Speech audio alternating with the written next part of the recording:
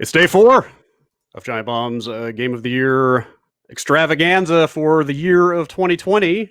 I'm Brad Shoemaker, joined by Vinny Caravella, Jeff Gersman, Alex Navarro, Chan Ochoa, Jason A. Stryker, and Ben Pack. How is everyone? Great. Oh, yeah, good. It's zoomed right over me there. Feeling good? Did I just not say Jason A. Stryker? Did I You not did, say you Jason? did. But you practically cut off the end of my name so you can get Ben in there. It's like you Jason. were real quick to. A. Stryker. Oh, here. Thank There you. There you go. All right. I Showbiz got my due. I mean, All he's right. got the best last name on staff. I'll say it. Yeah. Deserves Yeah. to It be just heard. looks the weirdest. You should put the umlaut back in.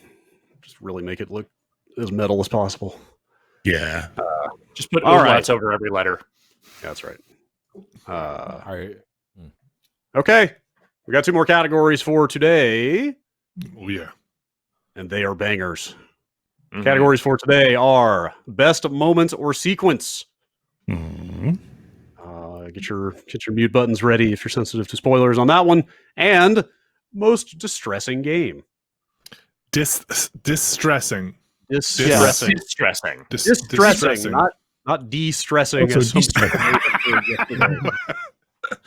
Very different things. diametrically opposed concepts. We'll get into that. First, we have a mammoth of a category to get through here. Yeah. This is going to be mega spoilers. Yes, All yes. the spoilers. Mega. Standard spoiler disclaimer applies, but extra Double. today because this is nothing but story moments that we are about to go through. We got extra spoilers, extra This is always fun. my favorite category as a listener, and now it is my least favorite category as a staff member because I'm going to get certain games spoiled that I'm not played yet. But the nice thing is, I forget all of this shit. All right. Deep breath. Here we go. Here's the list Here- at home. Here are the nominees for best moment or sequence. From Hades, the following moments: beating Hades once, beating Hades 10 times, finding the perfect or broken build. From 13 Sentinels, time traveling / city and kaiju reveal / sectors 0 through 5. Shota's real identity. Is that Natsuno? Natsuno bathroom fight. And why is Megumi shooting everyone? That's a good question. Natsuno bathroom fight is a band I'm going to start as soon as we are done here. Fuser nailing your mix. Among Us, The Perfect Crime. Phasmophobia, when everything works, audio, scares, etc. That's never happened to me. It sounds like this has moved down to most distressing, if that's a powerful moment. When the game isn't broken, it's All right. From Yakuza Like a Dragon to the end of Chapter 12, the Persimmon side quest, fighting the giant Roomba, and investor meetings. Persimmon side quest is opening for Natsuno bathroom fight Yep. at Rico's Teas and Greens. You should check it out. No one's Animal gonna get Crossing, Animal Crossing New Horizons, seeing your first Lily of the Valley. Ghost of Tsushima, dueling your uncle. The ending of There Is No Game, Wrong Dimension. The ending of Spiritfarer. Kentucky Route Zero, the lower depths scene in Act 3. Conway Leaves. The final song of Act 5. Mario Kart Home Circuit, driving around your house. The Last of Us Part 2, meeting Lev and Yara, scaling the scaffolding with Lev, fighting Ellie. Got a last minute edit Hold here. on. Yeah, Real sorry, I'm time. changing it to be less spoilery out of the gate. Real And I'm time. adding another There Is No Rephrasing. Game one, which might mean the same thing, but to me they mean two different things. So Okay. The addition on There's No Game is the cell phone part. Okay, that's the part. That's okay, the- that's not the end. The end is after that. Yeah, Are you- right. That whole sequence. Yeah. There's a reveal there. Vinny, are you good with this Ori change you made? Yeah. Okay. From Ori and the Will of the Wisps, the Moki that finds his family, The Moki. and the ending / epilogue. Astro's Playroom, going inside a PlayStation for the first time. Assassin's Creed Valhalla, the goddamned ending. From Blazeball, resurrecting Jalen Hot Dog Fingers.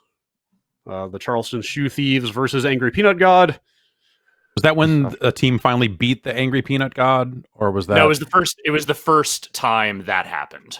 Okay. We'll get into it. From Bugsnax, finding out what happened to Ben in Bugsnax. What happened to you? Dreams, seeing someone play your game in dreams. Flights, Microsoft Flight Simulator. Starting up, taking off, flying, landing, parking, and shutting down a plane entirely on your own. Destiny 2 Beyond Light, Banshee's Real Identity, and Final Fantasy VII Remake, The Rufus Fight. It's a long list. Like every year, as you read the list, more and more shit just keeps appearing on it. Yeah. Yeah. Oh. Okay, So where do we start? Who's ready to bring a moment or sequence to the floor? I have one that I think is a big. It's the Destiny 2 Beyond Light one, and I'm willing to cut it because of the way it's delivered and just tucked away in that game. What Is it text? Is it just it text? is text. It's text in that game. It's text. When did you know this one, Brad? Did you get up to that part? No, I didn't. But is it a weapon description or a lore drop? No, it's when you when you finish the quest, basically. Right. But what I mean is, do you have to go into your codex collections No, thing? See it? No, it is like one of those things where you turn in the quest. At least from what I remember, it's one of those things where you turn in the quest, and the spoken dialogue from Banshee's like, "Oh, I guess I should do something about that, right?" And then you have to read paragraphs of. Yeah. Okay, so it's at least the dialogue from a character. That is, So again, spoilers, but here we go. up from how a lot of Destiny's story is So delivered. Banshee is Clovis Bray, and like that is just. So that is just tucked. So he put his Banshee is an iteration. I guess every time the Exos get rebooted, they lose some of their memory, but that's why he's like so forgetful about everything. And he's a version of Clovis Bray, who is like this super Vex fighting warrior with a sword. Who it's just like tucked away on the side there. Hey, I thought Clovis Bray was a huge asshole because his granddaughter, who is also a robot, seems to hate him a lot. Oh yeah.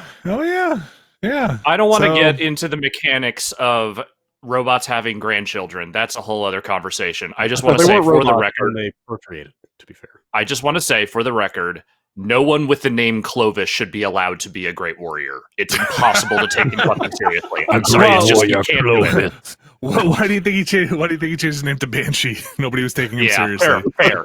And Banshee is the gun guy, right? Is he the gunsmith in the Yes. tower? Yes. He has been in Destiny since the beginning of Destiny 1. Like, he's always been the dude you go buy guns from. That's weird. That sounds like something they made up recently. No, I'm sure at the very beginning they were like, and he was a great warrior back in the day named Clovis Bray. Who's that? I don't know. We'll figure that was the part they had to wait to figure out. I mean, and like Clovis Bray is portrayed as like this arch capitalist, like titan of industry who invented the robots and like went and set up this massive like industrial complex on Europa and was like a huge self-centered, egocentric asshole, basically. From what I understand, responsible for a lot of the tech that is in Destiny 2, maybe Right, even like, the engram stuff. narrative- I'm not sure if that's true, but Like the narrative, as far as I absorbed it, was that he basically unleashed like death on all of the colonists in his pursuit for like glory through inventing technology and shit.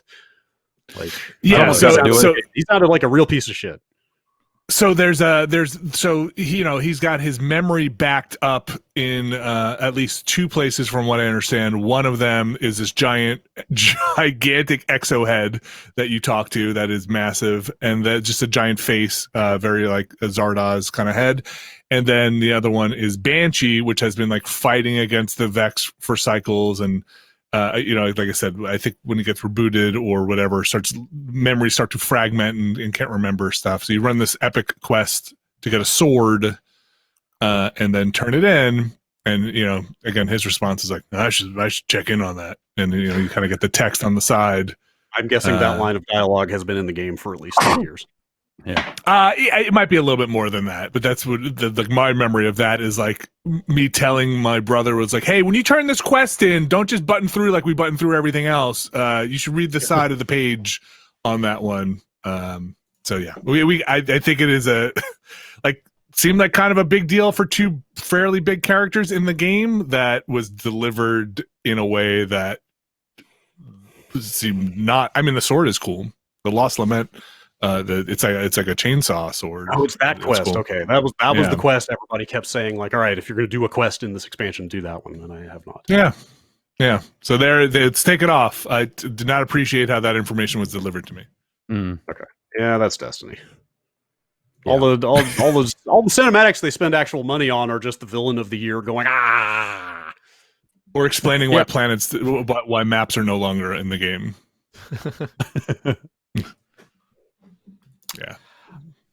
Point of order, I've changed my Final Fantasy VII remake entry from the Rufus fight to the Hell House fight. I think it's way better. I mean, you could do both if you want to. Nah, I don't want to put both on because I don't think either is going to make it, but... Okay. Oh, that's never stopped. Should I talk about it? Should I talk about it right now? Hell House, real quick? Sure. I really liked this fight. Basically, this is the point of the game where you get to, I forget what section it is, section 6 or something. Corneo's zone, if you're familiar with Final Fantasy VII. And for reasons that I can't remember at this exact moment, you have to fight your way through like an underground fighting ring. And like the first couple of people, you fight like a guy with like a dog, and then you fight like a bunch of people, and then you fight like a bunch of people and a bunch of dogs, and they're like, okay, it's time for the final fight. You guys ready? Because this is going to be crazy. And I'm like, okay, how crazy are we going to get? And this massive house just rises up from the middle, and like these robot arms come out of it. And I guess Hell House was just kind of a random kind of jokey enemy in original Final Fantasy VII, like not a boss or anything. And they decided to bring it in and give it the full boss treatment. And I think the fight, both from a mechanical stance, is really engaging. Like it forces it. I used all of my items to survive. Like I fought it for a really long ass time. It really pushes you as a player, but also my favorite part about it is there's two dudes doing commentary the entire time, like live commentary, actual like shouting out what moves you're using, being like, oh, here comes Cloud with the fire, like blah, blah, blah. And then they'll just say random shit like, look at the color on that house. You can tell the architect had a few too many when he was designing this one and shit like that.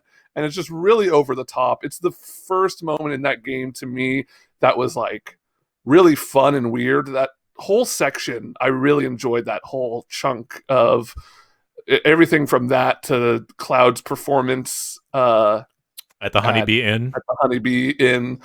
And everything in between. It was just this nice little weird, fun break from that game could be kind of brutal in its tone.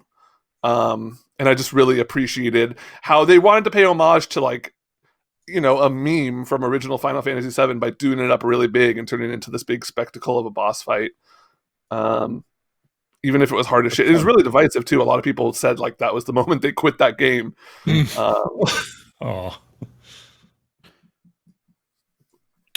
Is it one of the best moments of the year?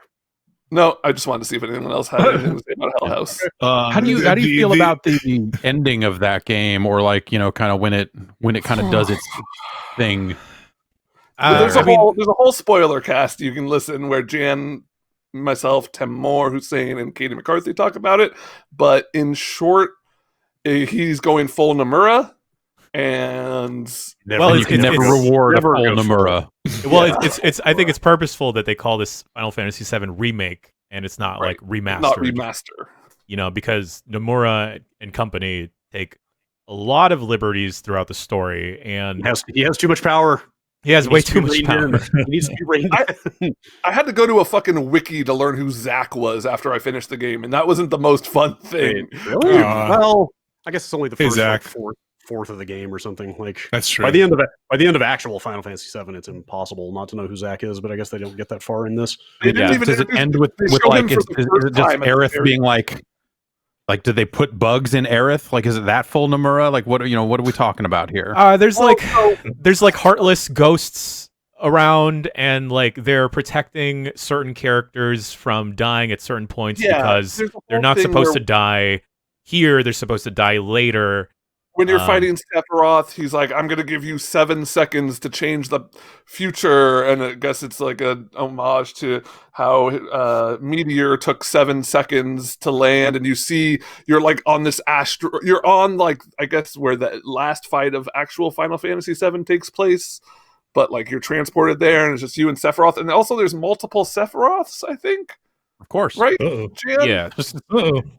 Okay. All right. Well, if you don't think it hangs on the list, then maybe I applaud it, and I'm here for what comes next. I'm happy that it wasn't just like here, let's make a cash grab and just faithfully exactly recreate Final Fantasy over, whatever 4 games. But yeah, it was upsetting, but also enjoyable. So it's not one of the best. It's just one of the weirdest. Yeah. Okay. Yeah. I don't think we should reward it just because it's what are they doing? Yeah. As a fan of Nomura, it's I don't think it stands out compared to some of the stuff we have listed here. Fair. Okay. I am not ready to go through all the Last of Us stuff yet, but I can't get behind the meeting Lev and Yara part on here because that was the one point in that game that I straight up could not watch. Like that was the one point where the violence was too sadistic, specifically Yara getting her arm broken. Yeah, like that was the one point that I was like completely forgot that these were CG computer people I was watching because what was being done to that character was too fucking much for me. Yeah, one of the cult members just says "clipper wings," and then I don't even want to think about it, man. It's I'm with you. That part was exceptionally. I don't know. I don't know about you guys, but like for me, there is a distinction to be made between plain old graphic violence and like malice and cruelty. If that makes sense, and just like the way that played out and the way that no. Well, it's like watching torture. Like that is basically not. It's the same reason I want nothing to do with like Saw and Hostel and stuff like that. Yeah, that part was. Yeah. So there's a moment like. Go ahead. No. I was gonna say I would remove that one for that reason. Yeah, there's a Valhalla moment I almost thought about putting on there, but for similar reasons, like it's just so grotesque, I decided not to. Like it's the Blood Eagle bit, which is, let's just say it is some full-on fucking Hellraiser, like just flesh rendered, like guts splayed out type stuff that is certainly effective, but not necessarily memorable for a reason that I would like to celebrate.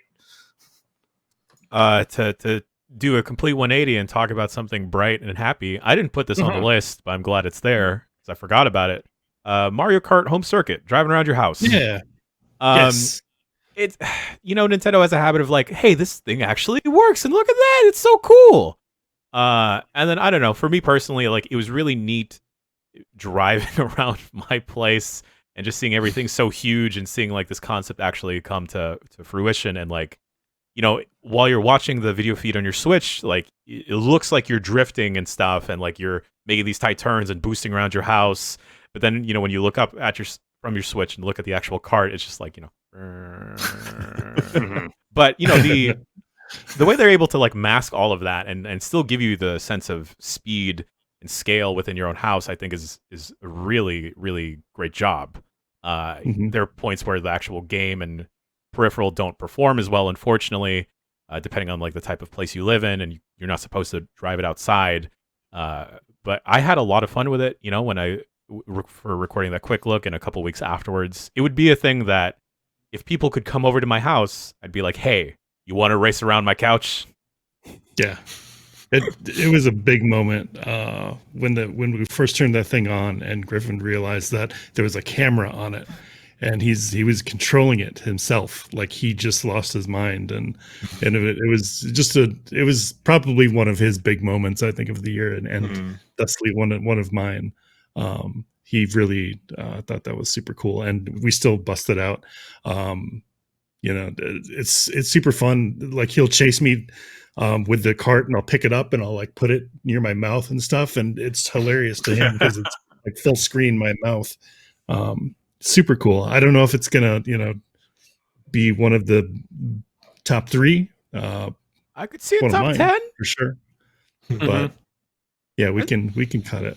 I say it sticks around for now. Okay, Okay. All right. I'm down with that. Okay. I'm the one who put these. Unsurprisingly, I'm the one who put these Blaze Ball moments on here. I am not going to fight hard for these because I realize that even as I'm trying to explain these things, I had to look a bunch of this stuff up, despite these being the moments that stood out to me most, because just everything in Blaze Ball is so fucking dense. But I will try to give you the short versions here. Blaze Ball is a game about unintended consequences. It is about people voting for things to happen and then those things spiraling out into wild ways that make the simulation insane.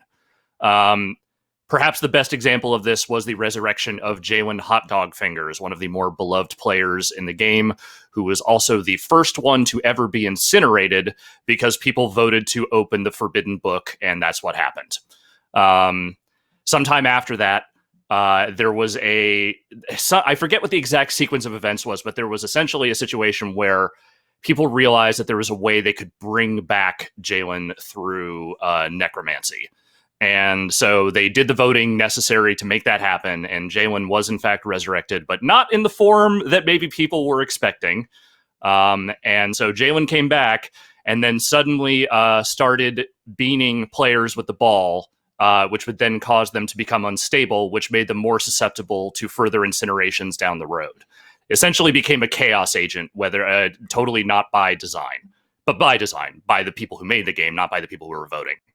And Jalen's saga from there on, changing a bunch of teams, getting swapped around, a whole lot happened there. And it's just one of those things where people just, were thinking like, oh, we just want to bring our favorite player back. And then all of a sudden, a whole bunches of players are getting incinerated because this person can't stop hitting people with a baseball.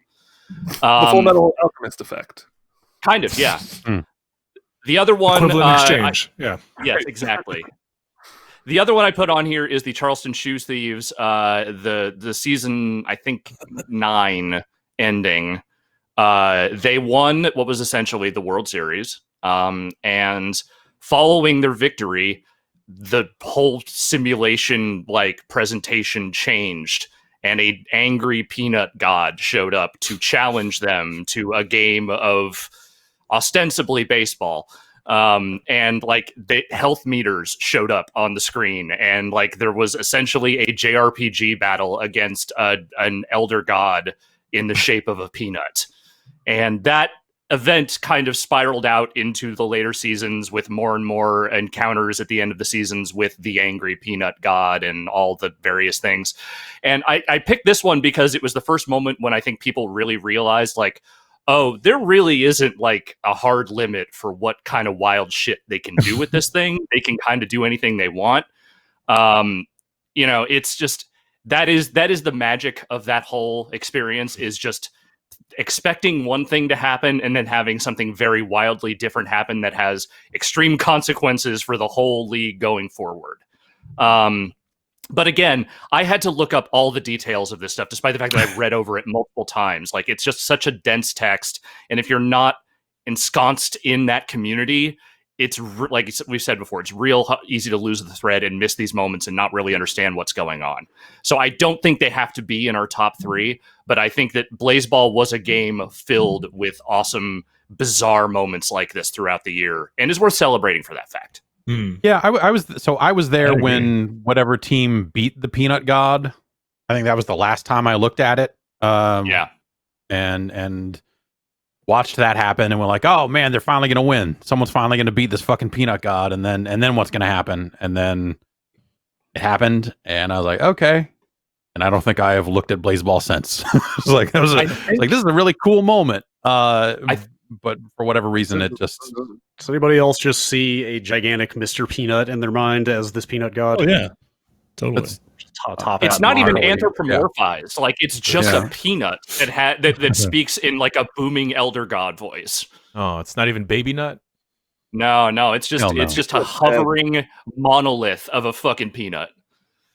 Something, not to just like have blazeball discussion here, but something that like put a lot of this into context for me as to why I got kind of an occasionally very bad vibe off of the community around it is I saw someone saying yesterday of just like, oh, this is where all the Homestuck people went after that. I was like, oh, You're not wrong.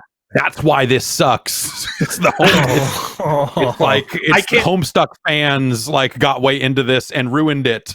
That makes perfect sense. I wouldn't go that far, but I agree that the line between the Homestuck community and the Blazeball community is as thin as the line on a baseball diamond. There is not a lot of difference. Yeah, so I think Blazeball, the thing, is good, and the more I look at the community around it, I go like, I can't. It's not for everyone. It's barely for me. It's really the simulation and the weird narrative elements that keep me engaged. Yeah. All right. So it's off. They're both off. I think they're off. I just wanted to celebrate. Okay. I just wanted to have my moment. Cut? Yeah, they're cut. I want to take a moment. But Ben, I want to talk about what happened with Bugsnax because I'm not necessarily there's like a little bit to unpack here for what happened. Yeah. So I think we need to go full. I needed to get this off my chest. I'm not even the one who put this here. Finny, go ahead. Yeah, so I finished Bugsnax and was like, man, that ending kind of goes places. And Ben was kind of wrapping it up. I was like, Ben, you need to tell me when you're done. And I think you messaged me at some point and were like, I finished it. Oh my God. And I was like, yeah, it's pretty wild, like what happens there. And you're like, yeah, it's kind of like the Mass Effect. You were like, it's like kind of like Mass Effect 2 ending. I was like, no. I was like, I guess not really though. And I think at some point you're like, who did you lose? Or something like that. I was like, wait, what are you talking about? He's like, who died? And I was like, who died? Nobody died. And you're like, I fucking like, who'd you lose? Snorpy? Like Snorpy. You're like like Snorpy died or sacrificed. Died, I think was the line that I sent you. What even? Because I've never seen. I don't understand even what happened. So like, you get a mini game at the end. At the very end of Bugsnax, you have to get off the island, and everyone, all the villagers are being attacked by Bugsnax, and they're in like pairs of 2, and each pair has a different mini game using one of the traps that you get in the game to fend off insane Bugsnax. Like the worm turns, the Bugsnax are evil. And when I got to the Snorpy one, I just straight up did not understand how the minigame worked. I was doing it completely wrong because there's not like a tutorial or anything, and it's not directly a one-to-one of how you use them in the game. It's like kind of minigames sort of based off of the idea of them, but like more of like a weird tower defense in a lot of cases. It doesn't play very well. It doesn't play very well, and if you let enough Bugsnax in, they just eventually they enter through the mouth, and then your villagers explode. They fucking blow the fuck up. And the other one, like it was Snorpy, and it was his buddy, his boyfriend, the green guy, the lifter, Photo, and the Sporto guy is just like, oh my God, what happened? What is happening? And then there's the scene at the end. So you go through, you save everyone who you save. You get into like a hot air balloon or a blimp or something, an airship, and you get out of there, and you land on a beach, and everyone's out on the beach, and you go and you can talk to them, and you get like a couple last lines of dialogue from each of them, and I have the last 2, or the last one was the green guy, Snorpy's boyfriend. And I talked to him, and he's just like, yeah, man, life goes on, you know? It's like, you never know what you're going to lose in the moment, and then it's over. And you're just like, all right, bye. I'm going to go talk to the other guy now. I had no idea this was even possible. I was just talking about like, because there's also this other part in the end where like this like, you know, makes this kind of Cronenberg-esque mesh of some characters with the merge with the Bugsnax to make this Bugsnax 2-headed Hydra Bugsnax monster.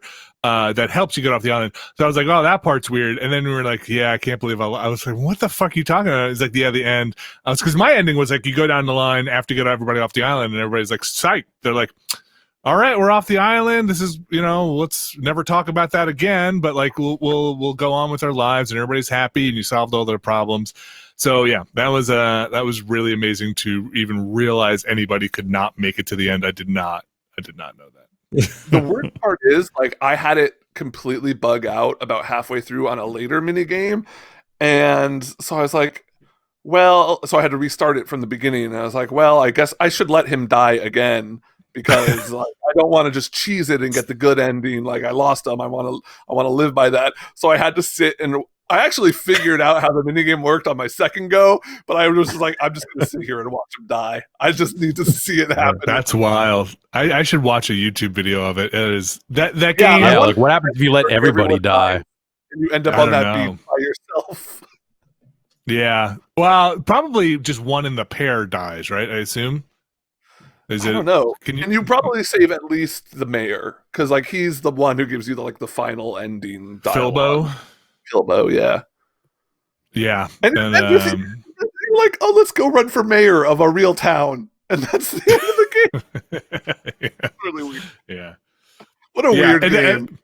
That's wild. Also, the very, very end of that game, I don't know if you got it, Ben. There's a very Metal Gear-esque in the White House, Lolly Lou, radio message as like the fade out goes, and like, how much do they know about the bug stacks kind of thing on the radio comms, which is silly. It's like your old boss, right?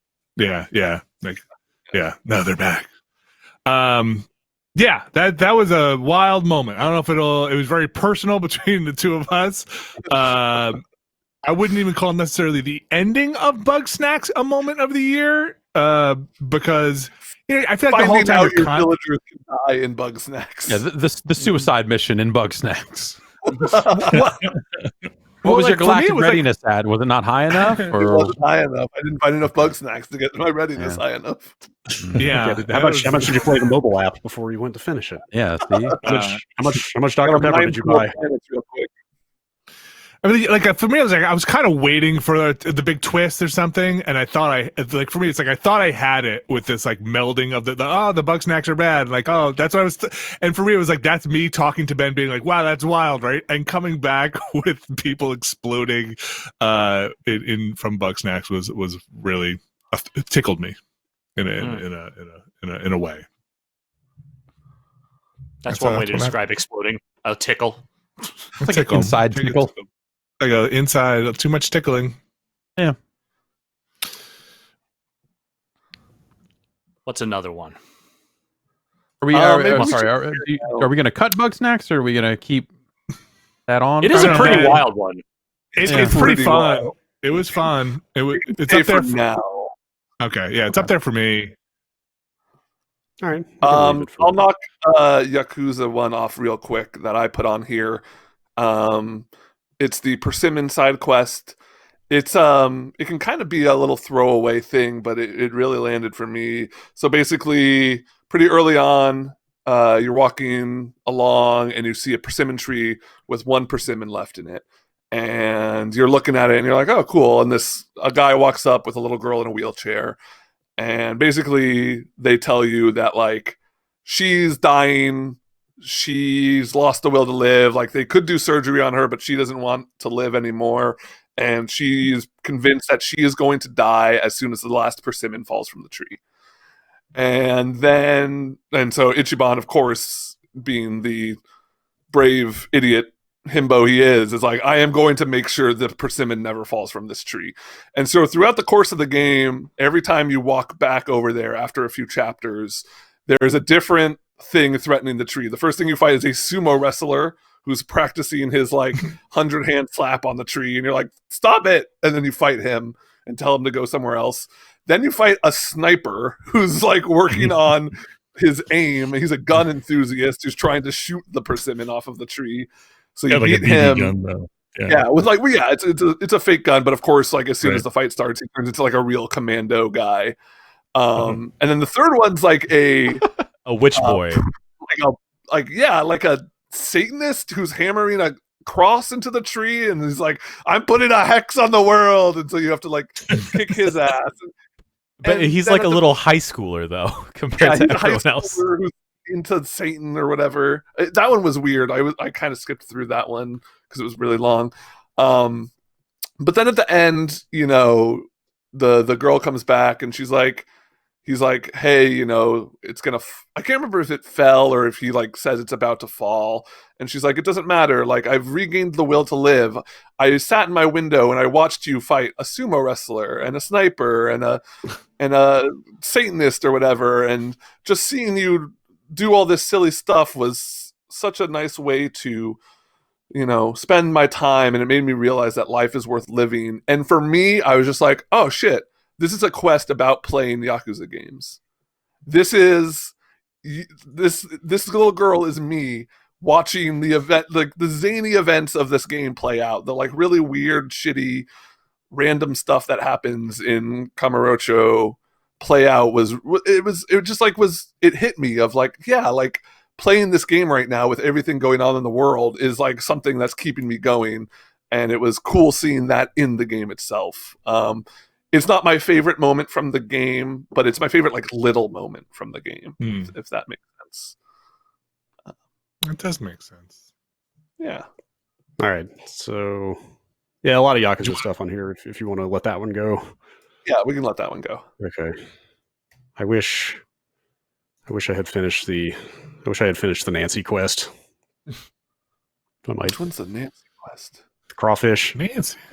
Nancy the crawfish. Oh, I saw that in It's the quick look. She said somewhere. It's like pretty close to that place. It took me forever to find it. Yeah, you had to go to a convenience store across town. Okay, versus the yeah, one I that have was not close found by. the restaurant that he's looking for yet, but that's pretty good. There's a lot of good stuff in that game. Let's see. Alex, you're muted.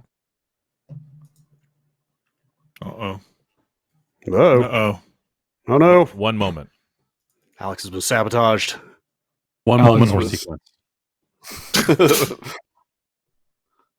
This isn't I gonna play added well on another audio.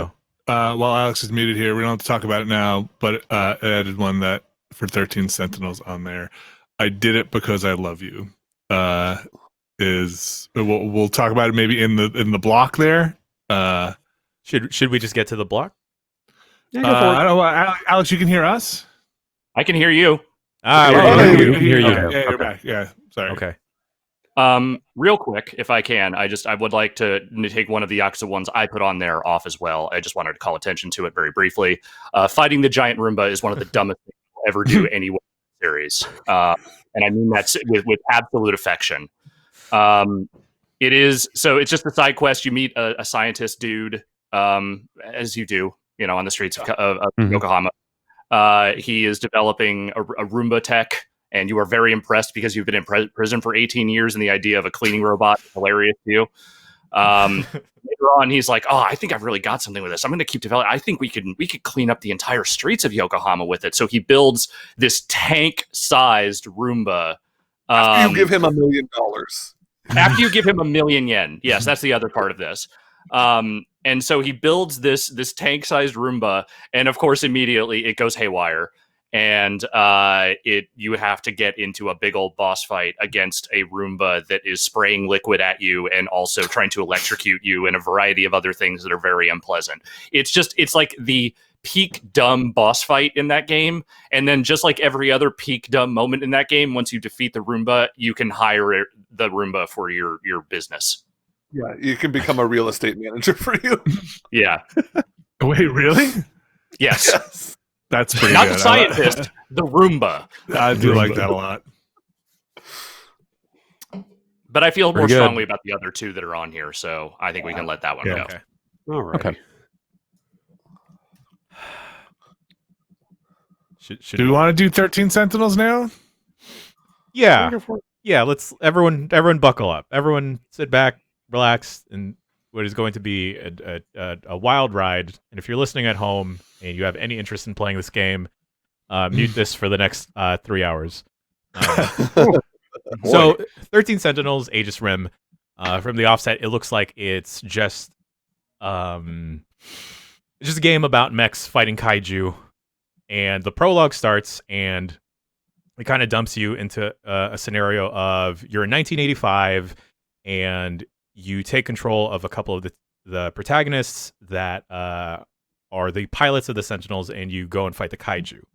Which you start to realize is some of them are in 1985, but there are a couple characters that come from 1940 originally.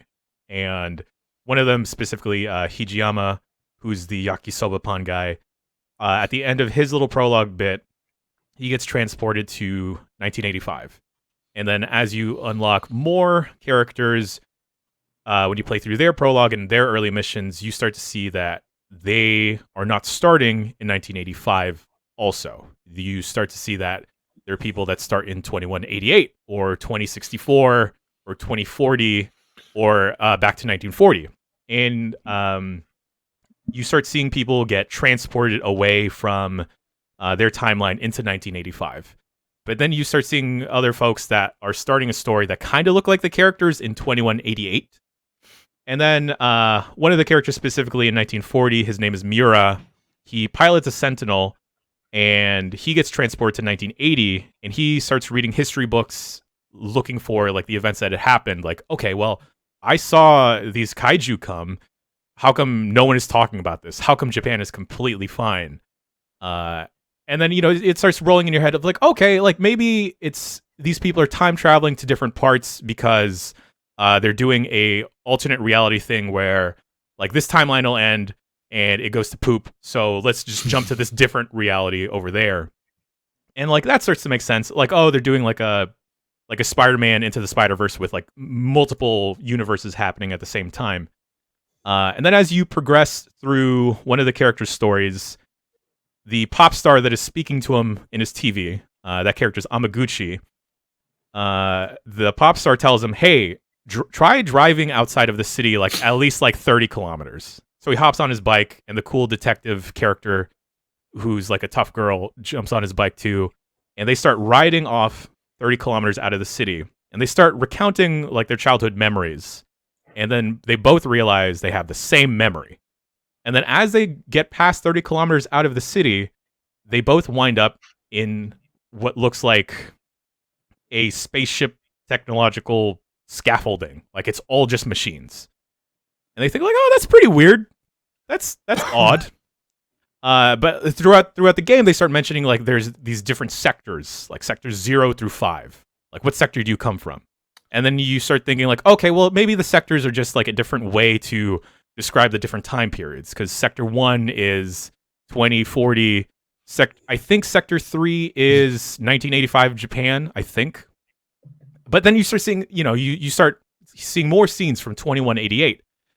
And then it eventually gets revealed that 1985 is the present. And that 2188, 2064, 2040, 1940 is all the past. Specifically, that you have not been time traveling this whole time and going to different sectors. You were just being ported to different worlds that are all happening at the same time or have happened already, with 2188 being the past because that had happened first. And then what is going on is that these 15 or so people, 13 to 15 people have downloaded their consciousness into sector 0, which is the cloud, and shot those off into the world to try and rebuild the world because the world has gotten messed up with nanomachines. Mm-hmm. All right, nanomachines. Now I understand. Okay. Yeah. So you're never actually time traveling in this game. You were just jumping to different builds, I guess, of the world. And then it starts to be explained that the kaiju aren't actually monsters. They're not coming from like some hellgate or whatever. The kaiju are actually construction robots. Terraforming the world. And because these specific sectors didn't meet a specific list of requirements, it's just going to demolish the whole thing. And then we'll just start over with the simulation and the build again. God bless you, Jan. So Man, 1985 that you were playing in is the last loop, and it is the present. And when I say loop, it isn't like a time loop going over again. It is physically restarting again and like demolishing everything, killing everyone, and restarting that build from the ground up again. However, what the 13 to 15 people didn't anticipate is that their clones or their memories would wind up retaining information from their previous loop. And the different sectors, they just wind up being different timelines because they had just figured out, like, okay, well, let's try building the world from 1940. Let's just try building the world from 2040 because that's where I'm from. One of the people just threw out 1940 because, like, I've been reading a lot about feudal pre-World War II Japan. Let's see what that'd be like. And then from there, there's like more weird twists with clones and AI being downloaded into stuff and a lot of memory loss. But I think specifically the reveal that you have never been time traveling. One of the characters even says, like, time traveling. That's stupid. Why? That's impossible. That's impossible. Yeah. And then reveals to you, it's like, yeah, we've just been trying to like rebuild the world and stuff. Hasn't been working out. I think just I had to put my controller down, and like there's a mode in the game where you can just kind of read up chronologically what had happened, and then I was just literally trying to assemble like some type of like scribble scrabble document of what is going on, and I think that was like the ballsiest reveal that, hey, we're gonna make you think you're time traveling, but you're not. And you know, there's a lot of other moments, and we have a couple other ones here on the list. But I think that grand reveal and how it slowly doled out to you was, you know, not literally blew my mind, but like I could not, and it's just like, wow, you did this and you pulled it off. Let's keep going. How far into the it's game really- is that? Is that like halfway? Is that like do things change on the other side of it, or is it just like now you just know? I think it starts getting teased like maybe when you reach 30 to 40% completion on like a couple of the characters, like they start giving you clues of like you're not actually time traveling. Yeah, so the way the game doles out the narrative is there's multiple characters at 13 plus, right? Are there 13, or do you just 13 playable of the story? And you play in different spots in the timeline, so you're plugging in as you go through. You're jumping around different spots on their timeline, so eventually you get the complete picture. Like this person intersects with this one. Now you're playing from this perspective. So when you encounter information, it's pretty on rails, but there is some back and forth. They'll gate certain things. Hey, you can't continue with this person's story until you do X percentage in this thing. There's a Yeah, so Jan, let me see if I can get the short version. Ready? Super short version. Okay. Because I think I'm like 95% there. On Earth, a scientist did some shady shit with nanomachines and destroyed the entire Earth population, except for like a variable number of people. It changes sometimes in my reference. 10 to 15 people that are on a space station.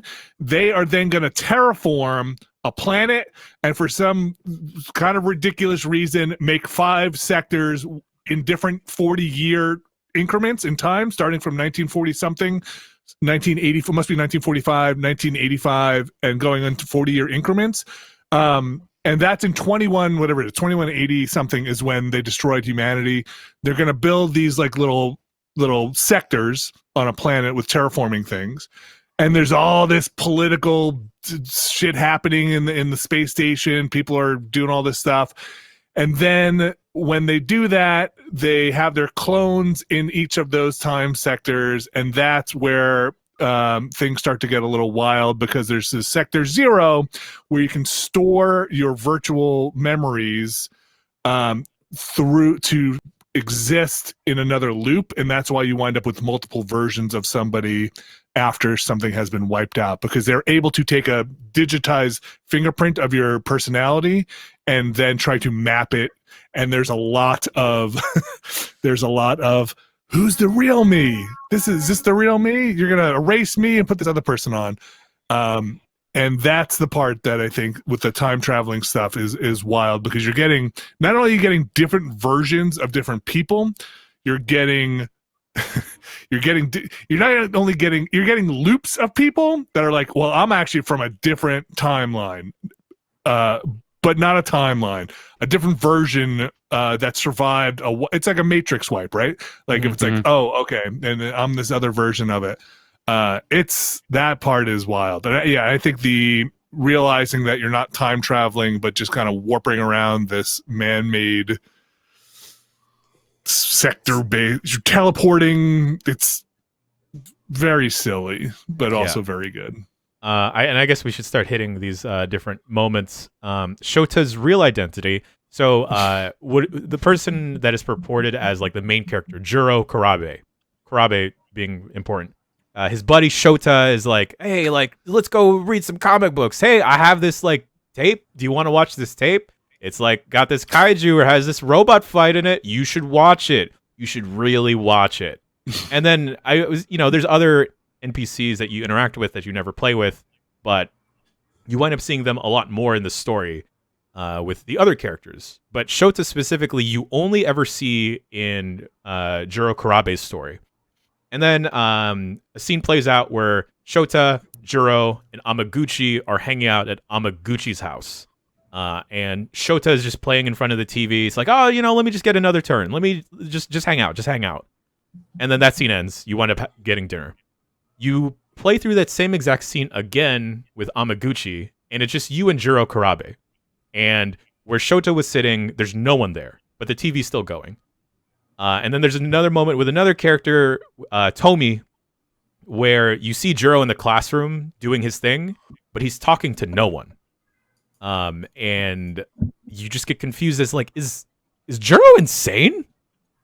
But then it turns out that Juro Izumi was a Juro from a different sector that people labeled as a terrorist, and they labeled him as a terrorist, and they wind up killing him because it seemed like he wanted to fuck up the whole Sentinel program, the whole Aegis thing of resetting stuff, all the loops, because it didn't work out. But his consciousness wound up getting downloaded because he put himself in Sector 0 in one loop, and then he put himself in an android.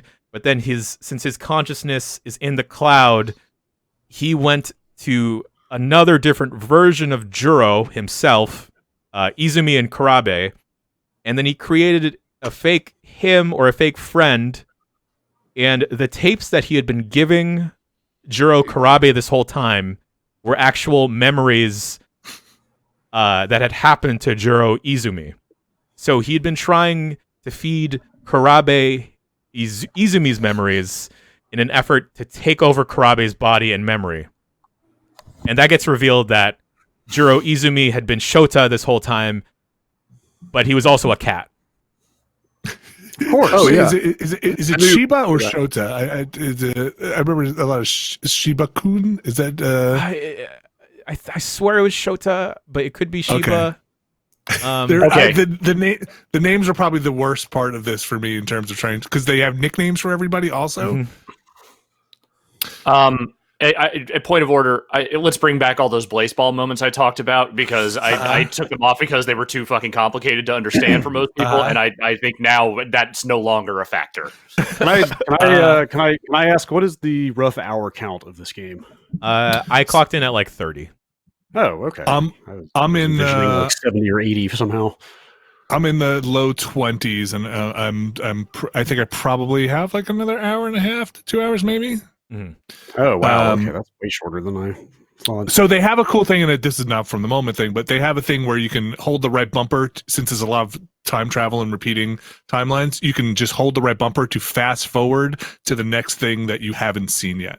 So it'll skip even dialogue into parts that it's like, oh, you haven't seen this dialogue yet, so I'll stop while you're holding it, which helps out a lot with some of that stuff.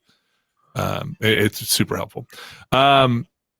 Yeah, the identity there, that's a good one. I like that one, and the cat is really dumb.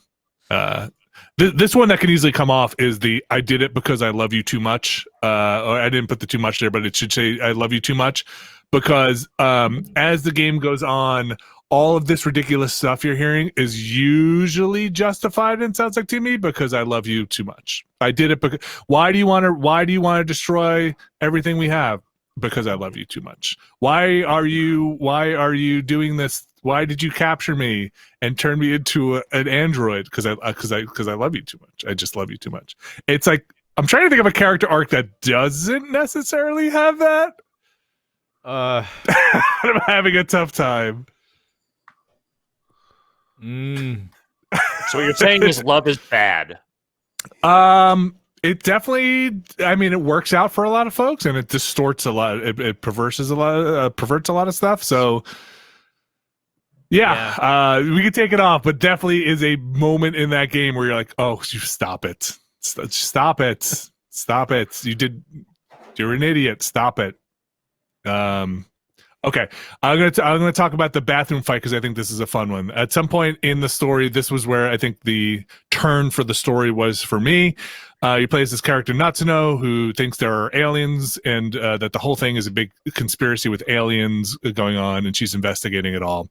And she runs into the high school bathroom that they're in to hide from something. Closes the door, and so you kind of just see her huddling on the toilet, and it's kind of her picture of her character. And then these two other characters come in at Terminator style, like the two high school kids come in and they start arguing and then start having this fight in the bathroom because she doesn't know this. She just thinks they're her friends, and they're basically androids tearing each other apart in the bathroom, like two Terminators fighting in there. And she just hears them talking because she can't see them, and stuff breaking as they're like, "Oh, I'm super strong," or like, "Oh, my arm," and you walk out. And then find this one of her friends like ripped in half, like shredded from the waist down, and the exoskeleton there. And they did not. When I hit this part, we had not had any android or robot talk at all at this point, and that was the point where I took a picture and sent it to Jan and said, "Oh shit," because at that point we had just been talking about time travel, and like it's at that point the story is super confusing on purpose, right? And it's opaque on purpose, and you're like, there's a lot of like, you're not acting the same when you were here last time, or how could you be in this one spot and be at this other spot? And you're thinking, or at least I was in my head, because it's time travel, because we're doing fucking time travel here, anything's possible. And you said nanomachines like 4 hours ago, but then it was to introduce, oh, some of these people are robots, these people are clones, there are nanomachines, there's fake time travel, and we've got androids running around. Was when I think the oh shit was going on here story kicked in for me. You needed four layers before you were like, oh shit. Everything else you were like, oh, yeah. anime. Yeah, here we go. Yeah. So yeah, that was my 13 Sentinels oh shit moment. And the last one here, why is Megumi shooting everyone? Megumi, another one of the 13 playable characters. Her story is that this cat is talking to her and only her and saying, "You have to kill all the witches, Megumi. Here's this magical gun." The fuck? Yep. You have to shoot them. You have to cast a spell on them. I think is what he said. You have to cast a spell on them to contain their witchcraft, as you do. And Megumi's whole thing is that she's in love with Jiro Izumi, but she wants to protect Jiro Karabe as much as possible. She's doing it because she loves him too much. Okay, all right. So she winds up confronting the 12 different protagonists, and then eventually herself, and shooting them all. And then you're wondering, like, why is she shooting them all?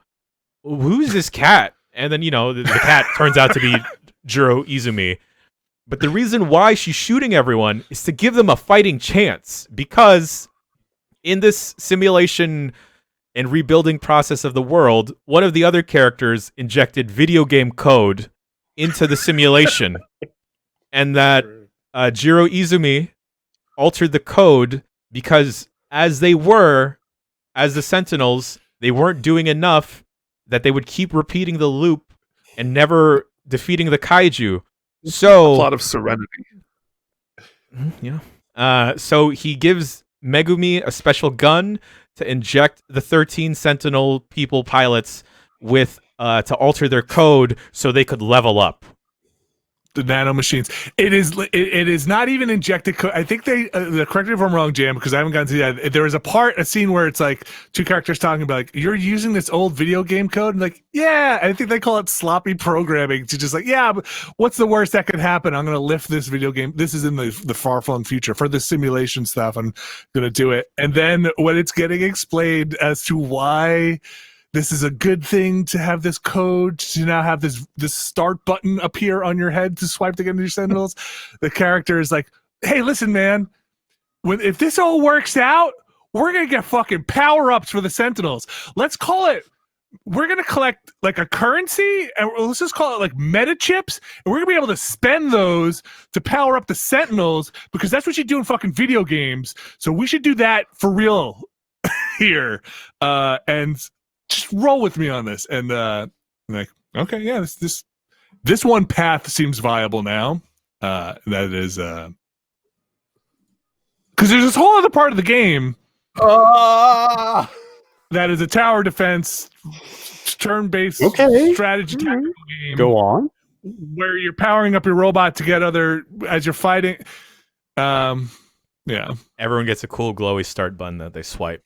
And then Yes, it's where you got shot with the nano machine gun. So that one doesn't have to stay. Shota's real identity doesn't have to stay, but I think the time traveling and kaiju. We pick one. I like the bathroom fight, but I think the big one is 13 Sentinels. The moment. Yeah. So the first one on this list. Yeah. Okay. I'm exhausted just hearing all of that. What? There's I more. can't wait to play this because there's no way I'm going to retain any of that, and I'm going to get to play this game. Like it all sounds great right up until the point where you say like tower defense and all, and I'm like, oh right, like it's still like this video game, and I don't want to do that part of it. Like this other stuff sounds great, and then. So the good part there is, again, and outside of the best moment, they after the prologue they separate that into basically two different games. You could do the story stuff for a long time until it asks you to make a little progress in the game part, but you can also drop that part to casual, I think, with no consequence even for trophies or anything like that. You a casual. Well, so I did at some point and was like, I need to get through this, and I think there are bonuses for finishing the thing in like 60 seconds. So I just spammed interceptors and sentry guns, which basically just on casual, just go out there and destroy everything. And it goes pretty quickly. It is not something, because I hit a point where I was like, okay, I think I get this part. It's kind of fun, but I want to get back to the story. Like, let's go. Right. And how quickly can I burn through this other part? And in the tower defense bits, there is a little bit of exposition that eventually loops its way back into the main story. We have to burn through more of these if we want to finish this category today. Yeah. Can I suggest one here that is not going to make the list, but I just want to describe because it is actually kind of like a less good or interesting version of everything you guys just talked about? We may need to even like self-regulate on talking about things that we know are not going to make it a little bit. Yeah, I will not go into go a long thing about this one, but the ending of Assassin's Creed Valhalla. Folks, I don't know what the fuck they're doing with this game anymore. So the 85 to 90% of that game is just you as a Viking running around England playing Kingmaker. You're just, going to regions, conquering them, putting puppet kings in place, doing all that kind of, fucking palace intrigue bullshit. And it's fine. It's just completely fine. There is a subsection of that game where you go to the local mystic in your village to take potions. By that I mean do drugs, and you go into an alternate world where you are essentially living through mythological Asgard. Like you are in the role of essentially Odin. All your Asgard buddies are there, and you're kind of living through some of the mythology around Loki and his son Fenrir. Who in the mythology is a giant fucking wolf. The thing you eventually come to learn, the short version of it, is that those people all existed. And they existed because, like everything else in that series, they're the goddamn Isu. They're the first precursor race people. This is one of their various enclaves, and it's never explained super well how they fit into that chronology, but they are part of that. And it becomes so you first realize this. You start to realize this when your blood brother Sigurd is being told by people that he's very special, that he is a reincarnated god. There is a bad guy in that game who captures him for months and then tortures him to essentially try and make the Isu in him come out. And he goes a little off the deep end and takes you to Norway and is like, I'm going to fulfill my prophecy. I'm going to become a god. I'm going to do my thing. So you go with him. You go back to Norway. You go into this giant cave, and the goddamn tree of life is under there. But it is not the tree of life. It is a big fucking computer system that looks like the tree of life. And that tree of life holds a simulation that is connected to all the Isu computer network shit, the stuff they did in Assassin's Creed 3, where the towers, where they fucking save the Earth and all that stuff. Okay. And inside that computer is a simulation of Valhalla. You get in there, and it just straight up plugs into your spinal cord, by the way, and sucks you into the computer. And you go in there, and it's a Groundhog Day loop where every day you wake up, everyone's partying, and then you get to have completely consequence-free battles against all the people, just like the Vikings of lore wanted to do in Valhalla. And then very quickly you realize, oh, this is not real. This is fucked up. This is not a real, this is not actually heaven. This is just like a weird, computer prison. So you eventually have to try and bust your way out of that. And that's neither here nor there. That's not as interesting. But so through your visions in that and through all of that, what you come to discover is that Eivor, your buddy Sigurd, and this other dude, Basim, who is the assassin that gives you your hidden blade, who sort of guides you on a lot of the game's path, are the reincarnations of Odin, Tyr, and Loki. And so Basim, this guy who's been your buddy this whole time, shows up, and he's just fucking Loki. And he tells you he's pissed off at you still because you fucking tied up his son in a fucking golden prison or whatever the fuck it was. And he's all pissed about it still. You fight him, you suck him into the computer, and his body stays sucked in that computer for 2,000 years. Or 1,600, somewhere around there. Layla eventually realizes, Layla, the woman from the real world, realizes this, goes to Norway, goes there. There's a whole, the setup for this game is that there's another world event that's going to kill the Earth. There's a radiation problem. The magnetic field in the Earth is not working right. The thing you find out is that when Desmond turned on those towers in 2012, they never turned off. So the magnetic shit and the radiation shit just kept building up over time. So she goes there to turn this shit off. And she gets there. She's got the spear, the thing she got in this Odyssey that lets her live forever. That's supposed to protect her from the radiation. She gets sucked into the computer, but drops the staff. And so she gets there. She meets a glowing being who I forget what his name is or what he identifies as, but it seems heavily implied that this may in fact be the soul of Desmond Miles hanging out inside this computer system. What? And he is going through these mathematical calculations, trying to find a way to save the planet and not have this keep being a repeating problem. It's a whole thing about convergence of timelines, simulation theory, all this other bullshit. And so he tells Layla, oh, by the way, you dropped the staff. If I drop you back down there, you're going to die of exposure. So she's like, okay, I'm just going to stay. I'm going to stay in this computer. I'm going to help you figure out how we stop this. Meanwhile, somewhere in the middle of all of that, Basim / Loki gets disconnected, drops to the ground on the staff, and life sucks into him in a way that looks deeply unpleasant. Flash forward back to where she was earlier in the game when she was getting into the Animus to get on this adventure. He shows up at the house with the other members of the Order or the Assassins, and is just there in clothes that he looks like he bought at the fucking airport. And they don't trust him, but he's just look, hey, I'm one of the original assassins, man. You got to trust me. I'm part of this whole thing.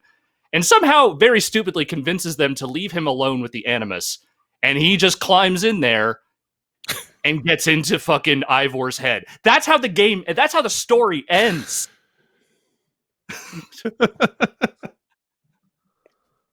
Is there Sure. post credits? What is there? The only post stuff is tied to the Order of the Ancients, which again is like the Proto-Templar group in that game. I don't want to get into like a long thing about that, but the short version is the guy who is the leader of that group it turns out to be someone that you have a lot of like problems with throughout that game. But it ends on a note of him losing his kingdom. He's basically working as, like a bread maker somewhere in a village, like hiding away. And he tells you that he was the one telling you to go and kill all these order members because he hates it, because they're not Christian. Like they are, their beliefs do not line up with his deeply Christian beliefs. And so he wanted this order destroyed, and he wants to form a new order with a focus perhaps more on a more Christian angle for the whole thing. Maybe called the Templars. Interesting. Yeah. You got animus inside animus inside animus. You got animus and anger in the animus inside the animus, and that's a lot of animuses happening. Oh, I also forgot the detail that the spear holds the spirit of Loki's long dead lover. Okay. The person he had the child with that caused all the fucking Viking strife to happen. So hang on. Did Loki got all the way out of the Animus? Is this a Tron Legacy situation where they're taking computer parts out of the computer and then they're in the real world? Or is this still in some just a slightly higher level of Animus? It is Basim's body, which is the reincarnation of Loki from the Isu and / Asgard. And so it's his body that he had back like, in the 800s or whatever when the game takes place, but it has been refueled with life. So he looks like he did when he went into the fucking Tree of Life Animus thing. But that Tree of Life Animus thing was in an Animus, right? Yes. Forget it. Forget I asked. Okay. Whatever it is. Yes. Where's Minerva?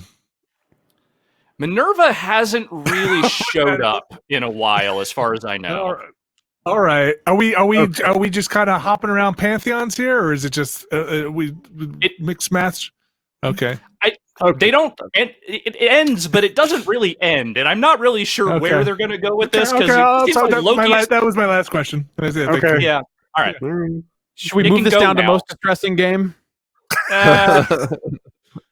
Because because 90% of it isn't. It's just that when it finally decides to get weird, it just goes so hard, so fast. Wow. I'm too That's tired. it. That's all I got to say on that one. All right. Cutting it. Cutting it. What I'm hearing? Okay, let's cut it. Let's cut it. So cut in it and Animal break. Crossing, you play as the reincarnated spirit of Poseidon's great uncle, who in Animal Crossing on Game Boy. Time for break. Went back time and We're gonna take a break. Fully, you see the animus in the Game Boy. And in a black.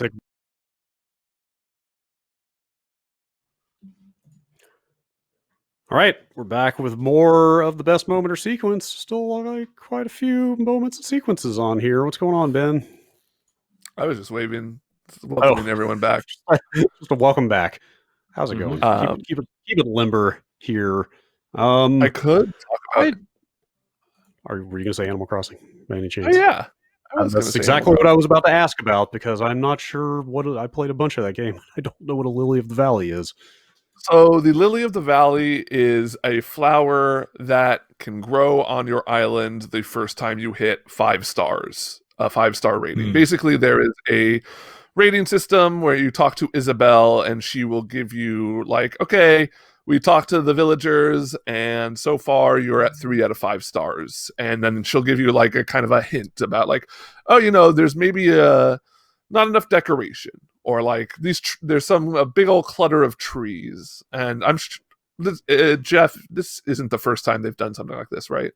It's the first time. I mean, it kind of goes hand in hand with like this is the first time they've really let you terraform or do a lot more to your overall town or space than they have before. Before it was more like a feng shui thing involving your house, the Happy Home Academy or whatever. Academy? Yeah.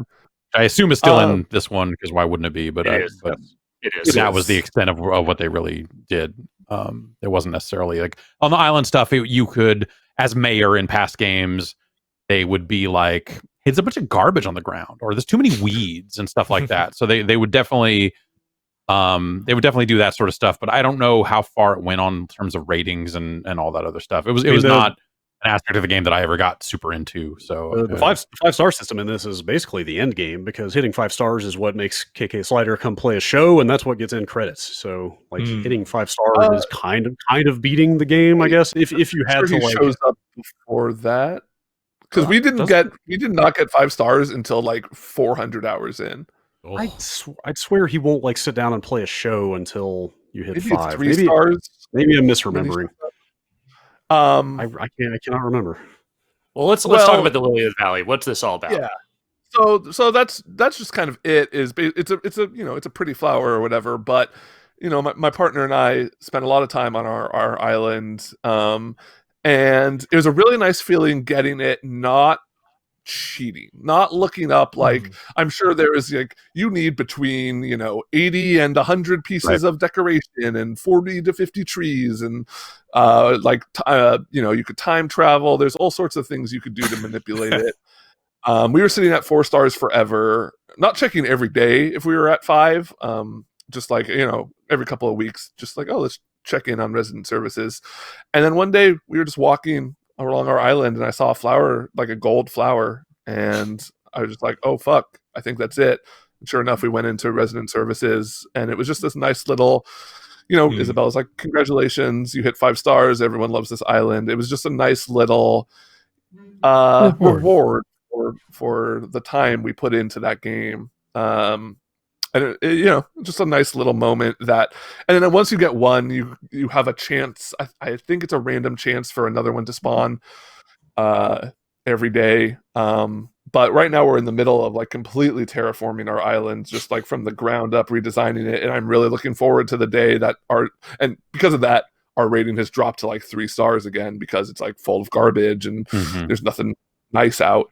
And I'm just looking forward again to the time where we're running around the island and we start seeing those lilies again, because it's just like a nice little like, oh yeah, here is a physical thing in the game that shows how much time and care we have put into this game.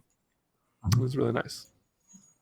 That you have put into the game. Can I nominate Bunny Day for worst moment or sequence? Oh, don't even bring up that son of a bitch. Most distressing. If Bunny Day had not been everyone's literally their first event in the game, I think it would have been way less of a bother. Yeah. Oh my god. Well, you don't like those stone eggs? What's wrong with you? You don't want to get them dirt eggs? I like. So Ben, do you think Animal Crossing is do you think that is a top 3 here in this category? No, Okay. I really liked the first star shower that I encountered in that game. I thought that was a nice moment. That was nice. It was a nice moment. There's a lot of really my nice first time stuff. was going to somebody else's island to watch it, which was even a little more fun. Because it's like, Oh, cute. Maybe all the time that I spent on turnip.exchange this year was the worst moment or sequence. I did that again. You catch a fish and then you put it down and it's huge. I like when you got a fish that's bigger than you thought it was, and you're like, my god, look how big that tub is. It's in a swimming pool. That's my favorite moment. I like presenting bugs to Lathers, and he just freaks out. That's fun every time. The museum is nice in that game. That's right. Okay, where were we? Let's see. I got some quickies if want to just knock some stuff off here. Don't spend too much time. Knock them out. Sure. Okay, here we go. Phasmophobia. If that game worked, like when it works, man. When that game works and the positional audio works and the scares are happening and everybody gets in the game and it's all clicking, that is an incredible experience. Not because you got there, but because it is built in a pretty scary way. But it's too easy to not get there. It's too easy to miss that mark in a way. And maybe Phasmophobia will get there, but yeah. Maybe there'll be another moment. Maybe Phasmophobia's time will come, but we can cut that because I think it's a little too difficult to get all those ingredients right to reach that moment. One of my personal moments of the year was when Jan got lost. When Jan was alone in our Phasmophobia stream. That was fun. Everyone left Yeah. again. Yeah. The other one that I'm not sure will stay on this list, but I do think it's fantastic, and this is like if it were on my personal, it might be close to the top, is the flight simulator stuff. And and that comes from this game having a lot of different levels you can play at. You can you start in the air, you can have a lot of assists on, you can have the computer take on a lot of the flying of the plane for you. But at some point where I would just, if I needed a break or it's coming down, it's like 11 o'clock at night, you could sit down, start with the plane parked, all the lights off, the engine off, hit all the switches, flip it on, taxi it onto a runway, fly to the local airport that is real, on Long Island here, across, land it, park it, turn the lights off, shut the thing down, and just end the flight. And that was awesome. Like being able to take off from a real place that and land at a real place that in what you think might closely approximate the way a real person might start a plane up. Having never done that is a pretty amazing experience. Now, granted, I'm not saying I can really fly a plane, but listen, if it came It's good down enough to for me. it, Hey, if you and I were stuck in a plane and we had to fly to a local airport, I would not put myself in charge. Right. I understand. Like, hey, I understand what they.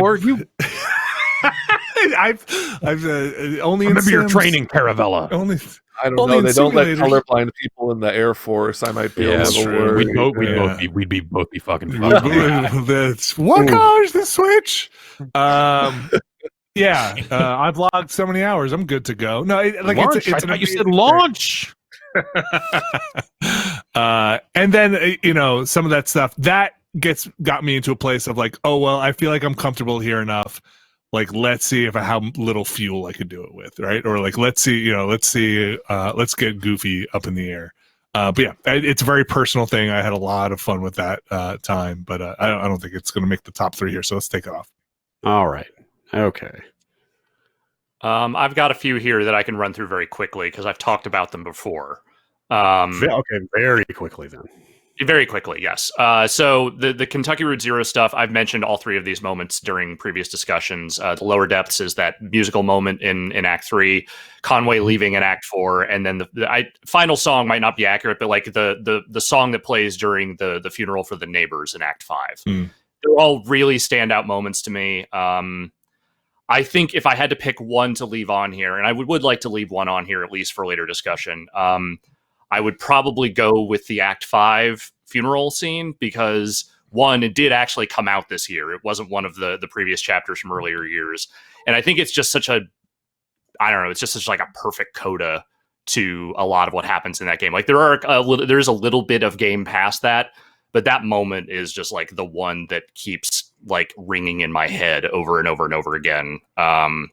So I would like to keep that one on, but I think we can cut loose the other 2, which are all both incredible moments, but just for the sake of expediency here. You know what's a good game? What's a good game? Astro's Playroom. Mm-hmm. Oh yeah, it is. You know why? Why? Why? You get to go inside the PlayStation. Yeah. This is slightly weird because it'll be different for everybody because that game is 4 worlds off of a hub and you can do them in any order. So people will hit different ones first, depending on which world they picked. I happen to pick each world is themed after a specific PlayStation 1 through 4. I happen to go to the PS3 world first without realizing it because they don't tell you what's what. Oh, you mean the Cooling Springs section of is that the Astro's Playroom? God damn it! I guess it is. I suppose my attitude. Oh right. Well, yes, of course my Yes, attitude. that is why it was first for you, is because that was the one That we was could cover. the one we could cover. Right. I had forgotten about Yes. that part. I happen to think that's probably the best one because I think it's the best implementation of what I'm talking about. I agree. Do you mean the end of the world little thing you get there at the end? Yeah. So every world is 4 levels, and at the end of the 4th level, you tend to like bounce off a jump pad or do something like kind of explosive, and just sort of fly into the inside of a PlayStation. Like it's usually a little environment. It's not like circuit boards and shit, but it's like a little environment. But they find ways to blend parts of like that PlayStation's user interface and sound design and all the like hardware and software sort of idiosyncrasies of that system with the environment. And Yeah, so like PS for the PlayStation 2 area, it's like the whole skybox becomes like that PlayStation 2 menu of like all the fucking blocks and all Yeah. the And there's like shapes these and shit, columns. I and- believe there are columns literally coming out of the ground that you can jump on that look like the columns from the PS2 boot. But the PS3 one, I'm pretty sure you get the orchestra warming up sound when you get there, and the Yeah. fucking XMB and the giant wavy background on the XMB is just filling the sky. And like it was this weird quasi-religious moment for me. It's so cool.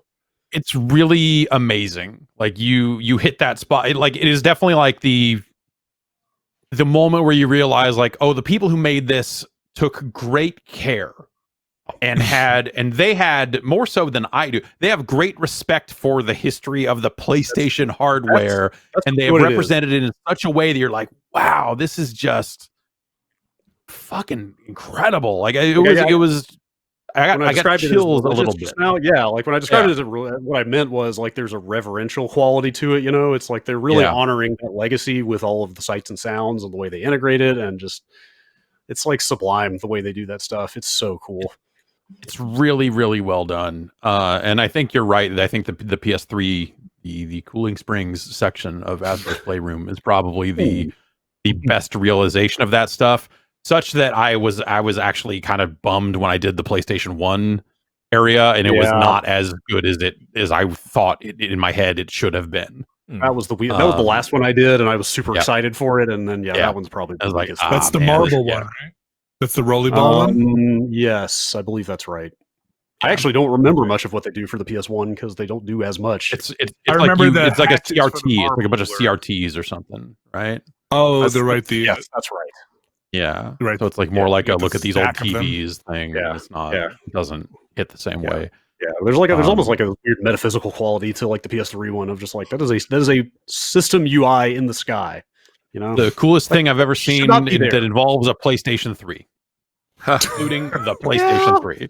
Yeah, that's not wrong. That's fair. I like this one. I think it's super cool. Like that. Well, that was the first moment for me that thing went beyond like this is a cool, fine 3D platformer that shows off this controller pretty well to like holy shit, man, this is. I'm feeling things now. How about we focus this and just say that, and like just straight up say PlayStation 3 and specifically call out that one. Yeah, sure. As the moment. I think that's probably. Yeah, I mean, I think it hit me. It hit me harder because that was the first one I saw, but I think that one also is the best. Yeah. Yeah. I would say that is I mean, for me personally, that is absolutely a top 3 on here. But Let's leave it. Yeah, let's leave it for now. Yeah, and I thought about putting like the final boss stuff in here, but yeah, I thought about putting that on here. Yeah, yes, where you get in a fist fight with Mark Cerny. Him and Mac do a tag team on you. You have to play Crash Bash against Mark Cerny. I mean, we could talk about it. I thought about putting it on here. I mean, the final boss of that game is the T-Rex demo from the original PlayStation, before the original PlayStation even came out. Which is neat. I wanted Polygon Man, but then realized as I was seeing that, I was like, oh, this is actually like a better twist. And they burned Polygon Man before in a worse game. I was still hoping Polygon Man would show up and eat the T-Rex, and then you'd have to fight both. But like, fucking like seeing that T-Rex demo in a Circuit City like months before the PlayStation came out is like a defining moment in my history of video games.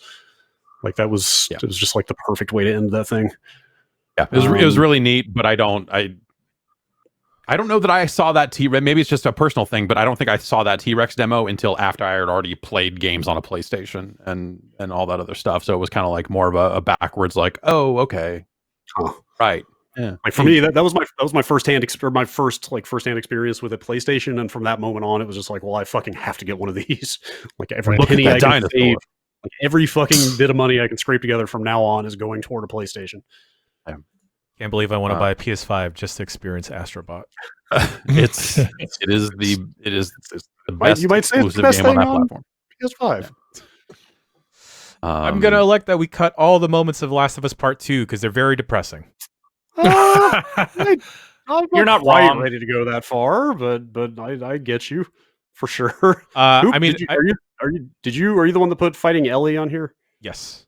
How do you feel about that scene? I'd like to hear what you think I about it. put it on here specifically because you play for quite a while. You play as Ellie in the first half of the game, and then the perspective eventually shifts that you're playing as Abby, and then you're seeing the events that Ellie had done through Abby's perspective, and how she's pretty much killing all of your friends because you killed her father figure. And I don't know, that was the point in the game that I was thinking, like, what if they're trying to pull a fast one over me, and then I should just die in this encounter because I don't want to exact revenge and I want Abby to take the high road. But no, it forces you to continue fighting Ellie, and then it was another part of the game where it's like, why are we being super violent just to be super violent? I understand the rage and the anger that Abby's been carrying because Ellie literally killed all of her friends in very gruesome ways, varying ways. That I also had like rage and animosity feeling towards Ellie, but at the same time, you play the first game with Ellie as a companion, and then you play the first half with Ellie just trying to deal with her grief. But it was just one of those instances where I was just thinking, like, this isn't the right way to handle any of this. And then I thought that's where the game would end, and it didn't. Yeah, It went on for another 3 hours. Something like I'm still torn on that last leg of the game. Yeah. For sure. So is that a best moment then? I mean, I definitely agree with him that is probably the first point where you really get like, okay, like this is clearly this cycle needs to end. This is fucked up and counterproductive. I think we could at least cut the scaling the scaffolding with Lev. I believe I talked You think about so? it earlier in the week. Yeah. I mean, that sequence is very well done. Yeah, it's one of the sequences I remember that doesn't include a huge amount of violence, and is like one of the quieter moments, and it explored like a different type of horror rather than like the infected or violence. Sure. I think if we're going to point to a game this year that had a moment of a tragic violence kind of at the center of it, I think the Ghost of Tsushima one we have on this list is a lot more interesting to me than anything that happened in Last of Us 2. I mean, I put Joel's death on here because of the way they handle it, the way it's executed. Like, Yeah. it happens very fast. It's the event happens fast, but the build to it is like extremely protracted, and you don't really know exactly what's going on. Like, I mean, they put you in control of Joel's killer without any introduction whatsoever before you have any idea who she is, right? Like you were just like, who are these people? Why am I playing as this lady now? Like, what are they here for? Like, it becomes pretty clear that they're there looking for somebody, but they don't come out immediately and say who it is or why. And it's just like, it's like a solid hour of ping-ponging back and forth between them and Ellie's crew. Like it builds an ominous sense of like dread and like, what the fuck is going on? Where is this going? It's such a like, they drag it out in a way that by the time it gets there, like you're just, I don't know. I at least felt like the pit of my stomach was kind of dropping out by the time it became very obvious what was about to happen. Like, I don't know. I do want to the moments in this game sound powerful, but they don't necessarily sound like things that you're excited about, which I guess speaks to the nature of that game. I mean, I think putting his death like in the first 90 minutes of that game was pretty out there. Yeah. Like, it's like for me, I had a really weird experience with that game. I don't know how much this should factor in here, but I went to that preview event in LA like a year before that game came out or something. Yeah. And they had us play through a part in the middle of the game in Seattle, like once Ellie's on her revenge quest. Actually, it was the same day that trailer came out that made everybody think that they were going to kill Dina, Ellie's girlfriend. Do you remember that? Right. Like, I was at that event, like looking at my phone, watching everybody get mad about that trailer because they thought they were going to kill off Ellie's love interest, and they literally edited the build of the game that they had us playing there to have Joel show up at the end of that Seattle sequence that's in the middle of the game in a role that Jesse, Dina's boyfriend. You told me this. Yeah, you told me this. Yes. They literally had Troy Baker record fake VO and swap the character models out and everything. So maybe the Joel's death stuff landed a little different for me, because in my mind I was like, well, he's in Seattle like halfway through this game. He's clearly not going to die here. Like, what's going on here? And then he totally fucking dies, and I was like, what the fuck? Like, I don't know. Maybe that colored my perception of it a little bit. I think Joel's death is a powerful moment for sure. I really like Last of Us 2. I think my criticism of it, and with some of these other things on here, is there are a lot of shocking moments. Kind of going back to what you said, Jeff. A lot of shocking moments, and sometimes they're used well, but a lot of times I feel like they're used to shock you. Like they feel inserted to be like, isn't this shocking? And like on the roller coaster, you have to have some slow parts in that narrative, and I feel like it kind of had that Game of Thrones thing of like, who's gonna die next? Like what character's just gonna go out next? Like you just brace for it because you feel like that's the game has set this precedent of, we're gonna be shocking. So I think the Joel one being like one of the first real ones has the most impact, and then from there, you're just kind of expecting everything to go off the rails in ways. But it's the one that most serves the story because it's the one that gets you on board with her quest for the revenge, Joel one. Right? Yeah. Though I think that scene is maybe a little again tough to watch. It's one of those. It totally is. Like it's not something I want to watch again for sure. But like it is executed so because they treat him so sadistically and she is so helpless and like being forced to watch it. Like you kind of, I think it's pretty effective at getting you into her headspace after that. Of like, okay, yes. I 100% get why she wants to head off to Seattle by herself and murder all of these people. But I don't know. It sounds like it probably is not going to hang here, but I think that is a pretty effective moment of that game. I also think the museum stuff that we talked about earlier in the week could hang here. Yeah, that's probably that would have been one of my favorite moments. The in the capsule stuff. Like speaking of slower moments, where totally it takes its time with it. Yeah. Okay. But are we going to cut all three of these then? Is that if there's not a lot of support for this stuff, then I guess it should go.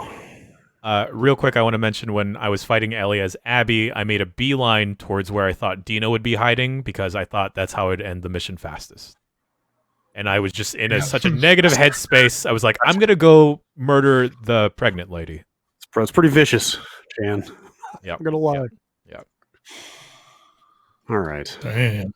Alex, you mentioned that Ghost of Tsushima moment. I think that game overall, everything from the second act on, most of the stuff from the second act on did not hit for me. There's a weird, so basically at the end of Act 2, you have kind of cornered the Khan who has invaded with your forces, and he blows up a bridge right across from where you are, kind of leading to his holdout. And your uncle is like, okay, I'm going to send people to the Shogun. We're going to get more samurai. We got to wait this out. Eventually, we will send more forces. We will repair the bridge and we will fight and we will win a long, bloody war. But Jin gets the idea, I forget how, of sneaking into the Mongol compound and poisoning their milk supply. You do that, you kill a ton of people, your uncle finds out, basically throws you in jail, denounces you, and this is after he said he was going to adopt you as his official child, and you would continue down his lordship. And then the rest of the game plays out. You beat the Khan. Congratulations. You send for your uncle. You ask him to show up to help you defeat the Khan. He doesn't show up. But then after you defeat him, you get a letter that's like, meet me at our ancestral home. We need to talk. And it's from your uncle. And you go there and you ride around with him for a little bit, right? I'll let you walk around, I think. And there may be a writing portion also, but there's a little bit of conversation before any of this happens. And he basically says, like, look, the word has come from the Shogun himself. I have to kill you. If I want to stay a lord and stay the leader of the samurai, you have to die, and it's my job to kill you. And you try and deny it, you try and fight it, but he's pretty insistent. And then you realize you're walking up to the area of the game. It's this beautiful, it's under this giant tree. next to a beautiful lake, and it's where the tutorial of the game takes place. Yeah, and which is a flashback of your uncle training you as a child. The tutorial of the game, it's like you have to fight against your uncle with wooden swords, and so the very last thing you do in that game is fight your uncle for real. And it's and like at the end you can decide whether he lives or dies. Yeah, you beat him. It's not like a tremendously hard fight or anything. The fight against the Khan was actually much harder. But yeah, you basically, he's like, okay, you have to kill me now because you've dishonored me. And you get to choose whether or not he lives or dies. I think the only right answer is to kill him. I do not. I agree. I think letting him live is like a worse punishment for him than he deserves. But I think it's just a really visually beautiful moment. It's something that is definitely like you have to fight against your mentor. It's the last boss is something a lot of media and video games have done. So that like wasn't especially surprising, and they really foreshadow it. Oh god, the whole game is foreshadowing it. Every moment from that tutorial on is so set up for you to have your big tragic duel with your uncle. And like the thing is, I think it still like belongs in this consideration because they do deliver on it in a way that feels impactful and feels like it, there is a real kind of tragic beauty to the whole thing, despite the fact that you are literally just sitting there waiting for them to eventually pull the string and make it happen. I think they pull that string at the right time. Yes. Like, in the overall story, the overall arc, all that other stuff, I think like that, like as kind of a and now there's I think that's the right way to do it. It doesn't put, for as much as they foreshadow it, it doesn't necessarily put like the full spotlight on it, right? Like it's kind of like a bonus. They do a good enough almost. job setting up the Khan as such a bad guy that you want to get to, that they can kind of play that card when they need to distract you from the fact that you're going to fight your uncle. And yeah, I think it's just like purely from a visual point of view, it's like one of the best looking like end of a game fights I've ever taken part of. You can tell that this is like probably one of the first areas they designed of this game. It's just this like it looks incredible. And I think you do like one last haiku before you fight him.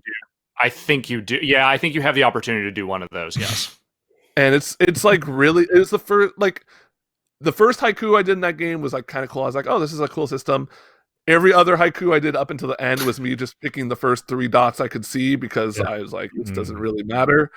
But the last one, that last one, when it's like you're reflecting on the fact that you have to fight your uncle, kind of hit me in a way I wasn't expecting, but especially because I had written off the story in that game for a large part of it. Especially, I think if there's a moment in that game, it's this one. Oh yeah, totally. Sure. They fucking kill your horse at the end of Act 2, and then they just give you a new horse. They do such a that game is like all about your horse. Your horse is like the best character in that game because he like takes a fall like a champ, and then he just gets fucking gunned down with arrows, and you're like, oh man, my horse died, and you're like, well, I guess I better get a new horse, and you go get a new horse, and it has all the hallmarks of a scene that they added late after someone on that team played Red Dead 2 and was like, oh, we need a fucking horse moment. Horse moment of the year. Yeah. I like this moment on this list. I think this is a cool. I think that's a really cool spot in that game. I don't know that I think it's going to make top 3, but I think it's worth keeping on. Yeah. Did we cut Joel's death from Last of Us? Was that? I didn't necessarily want to, but it didn't sound like there was a lot of support for it. No, I would keep it on until the end. And if there's it sounded like that was the one moment that do we want to switch it. I mean, I would again. The museum is also a very strong sequence in that game. That's the one I would put on, but it wouldn't necessarily make my top 3 at the end of here. But if somebody else feels strongly about the Joel's death, I mean, there are a lot of moments in that game. Yeah, there are. The only reason I would say let's not start trying to put things back on is we still have a lot to get through, and if we don't think something is going to make it, I think we're just making more work for ourselves. All right. Can I do one more that I think will make it? Okay. Yeah. Of the two Yakuza ones, the one I like the investor meeting one, but the end of chapter 12 for me is one of the best dramatic moments of a video game I personally have experienced.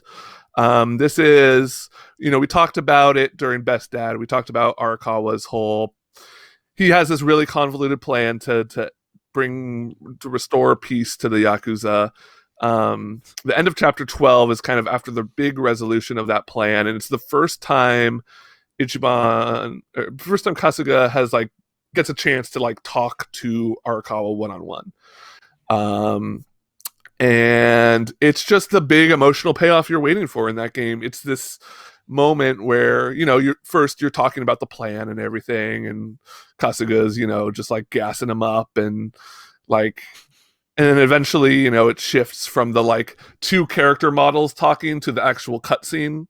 And at that point, it is basically Kasuga's okay, cool. So we're gonna be a family again now, right? We can go back to the old thing. And Arakawa just turns away, and you see a single tear drop down his face, and then he starts telling you about. It's the first time they allude to him being his actual dad, because he tells you about a dream he has of a child born in a soap land, and his wife is there. And it's basically it's weird because basically right after this he dies. He dies on the way to wherever he's going at the end of this cutscene. He is gunned down. Yeah. Yep. But it's just this great emotional scene because Arakawa throughout the whole game is this brutal, just stone-faced, will send his quote-unquote son to prison for 18 years and also shoot him in the chest to enact his plan kind of guy. And it's the first time you see him show emotion. And I think it's just it's so brief but really powerful. You do get a taste of that at the very beginning, the first time he's talking about bringing you to the Chinese restaurant to have the Peking duck and all that stuff. You get a sense that person is in there, but it just doesn't really manifest until that moment. And it basically, it's it's just you two talking about family, and his parting message to Ichiban is basically it doesn't matter where you were born. You're a good person, and you're going to continue to do the right thing. And it's that little push, I think, that propels him to help see the plan through after Arakawa's death. Just a really, really sweet moment. I do think also just kind of the build up to that moment in chapter 12, which is the big Yakuza meeting that happens right before that, is also a pretty good wild setup for all of that. Because it is a straight up fucking Donnybrook, man. It is a meeting of the Omi Alliance. All the fucking main reps are there, except for the ones that are in Kamurocho. And the reason they did that is they wanted to split their forces so they wouldn't have to deal with as many of them. And it's just it's the Omi dude, it's Daigo Dojima, fucking Majima, and the big dude are there. Your whole posse is there, and then fucking Kiryu just shows up. And you don't know why he's there. He's apparently oh, I don't know who this dude is. He's just some hired security I got. And you're just what is fucking happening? And they have a giant moment where Kasuga and Kiryu just give each other this look of just oh, so you're the new protagonist. It's really good. And there is more Kiryu stuff that comes later. That's where that music track that I talked about earlier was, and they do kind of contextualize why he's even there more. But in that moment, that initial moment, is just well said. And then it ends with this nice, very toned down, emotional moment of just two people talking on a pier. And I think that's I've only played 1.5 other Yakuza games before this, but to me, that's Yakuza at its best. Is when after the crazy silliness happens, you get real raw emotional shit. I agree with this being kind of the one. I don't put the ending, the last events of this game, which I'm not going to lay out here because it's not on this list, but I'm just going to say it gets up its own ass in a way with the twists that I think beyond what I think is even reasonable for what they laid out in this game. They go a little too far with the bullshit. But it's satisfying in its own way, but they really It's not that anything in Yakuza doesn't beggar belief, but it beggars belief even for their usual level of what are you doing? And the investor meetings are great. Like, they're silly, they're stupid. You bring your posse there and you fight investors while they ask you questions about why you're not making enough money. And you have it's super just moves that are like, I'm sorry, I'm really sorry, and please accept my sincerest apologies, which is your level 3 super. Yep. It's really good, but I don't think it's like, I think that, like you said, the end of chapter 12 is the moment. Yep. Yeah. So investor meeting off chapter 12 on. Yep. Yes. Jeff, do you want? Should we talk about the end? Did we take off one of these? We should take off the end and put the cell phone moment for. Yeah, because it's not there is no technically the game. end of the game. You're right, It yes. is. There's more after that. There's a chapter number associated with it, I think, Yeah. too. But like, so yeah, I'm so glad you there's- got there. Yeah, It's, it's fucking crazy. It's so great. And it's so well done for like a small game to pull this. So this is there is no game it's like a weird point and click adventure game, I guess is what I would say. Is you are doing a lot of point and click type stuff to get through to find a game. You're trying to find a game, I guess, is what and the game is talking to you being like, "No, I'm not a game. I don't know what you're talking about."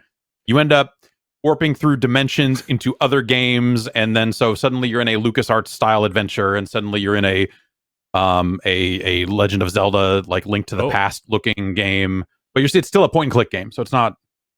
I actually that and just to be clear, that is the weakest part of the game. I think is the part where they try to do a vague Zelda thing. It goes too long, drags. Anyway, so as you in the game are encountering Mr. Glitch along the way, and you're trying to keep up with him because he's got a big evil plan, and so you're following him and chasing him from game to game to game to game. And you eventually find yourself you have teleported into a cell phone. And the cell phone has a camera on it. So you reach this moment of like you've seen all these different styles of graphics. You've seen like a really good facsimile of what a LucasArts adventure game from the like Day of the Tentacle Sam and Max era looked like. It's like uncanny in a way. You're like, fuck, just make this. And then you see like a reasonable Super Nintendo style thing. And then you get to a point where it's like, okay, now you've got like a weird cell phone interface and also the camera's on and suddenly there's live video. Suddenly like there is like, there's actual FMV of what you're seeing out of this cell phone camera. And it is a human. It is the guy who made the game there typing on a fucking Commodore 64 with a coffee. And then you are hacking his smart home stuff to get him to like basically be alerted to your presence and get you out of this cell phone by turning up the heat and making him the wrong type of coffee. So you get these like video clips of like him going like, "Oh yes, coffee," and he's the same voice as the game, which is just ridiculous on top of that. And it's like dubbed in this hilarious way. But maybe that's the dude's actual voice. I don't know. And he drinks coffee, goes, spits it out onto the router. The router fucking zaps and.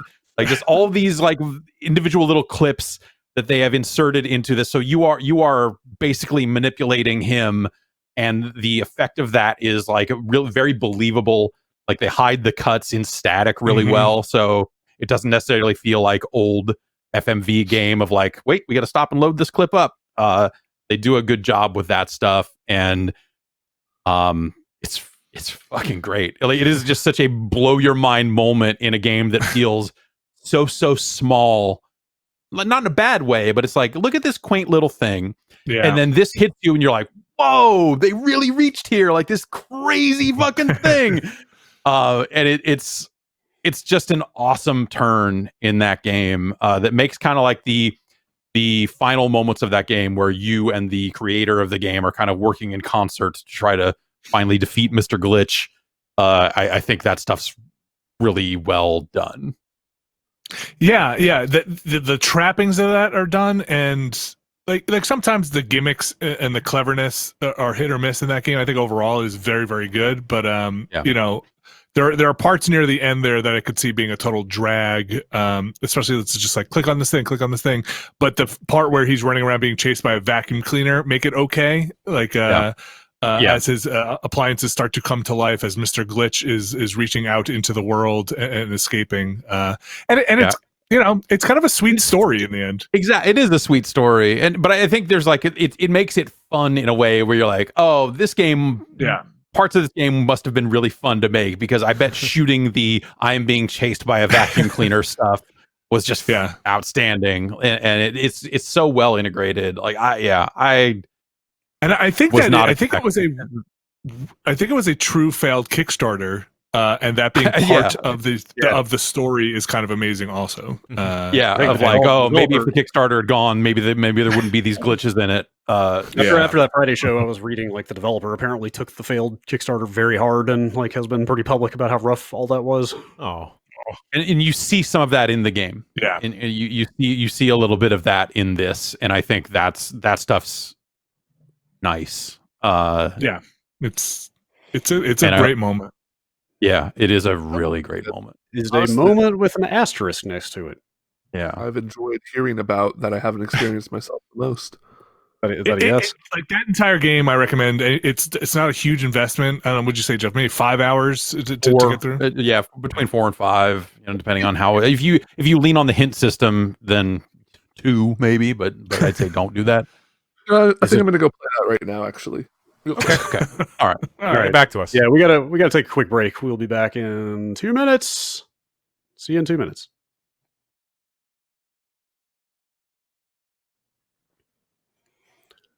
All right, back with more moments and/or sequences. Ben had to step out to deal with some corporate business for just a bit. He will be back very shortly, but we will soldier on. Did you guys talk about the ending of Spiritfarer this week? Like Not yet. in the okay. I know you talked about like musical cues and some others and some character stuff, but I wasn't sure if any of those was the actual ending. No. Also, actually, let me ask real fast before you get into that. Like, how much of that game is like a management sim? Like, is it? A lot of it. Does that play into how the story plays out, or is the story, and you're just doing the management sim to get it there? No, the story is kind of irrespective of that stuff. Like the management aspects are really just about keeping the people on your boat happy and making sure that they're getting what they need and what they want. Okay, I wasn't sure if it was a case of it's like a fill in the blank story of like, well, if you're doing this with these characters, no. that's the story you get. It's not a choose your own adventure type thing. I think not at all story. I think the only thing that can change is some characters. Some characters I think you just might not get on your boat, like if you don't grab them from certain places. I was and am curious about that game, but I just could not handle that subject matter this year.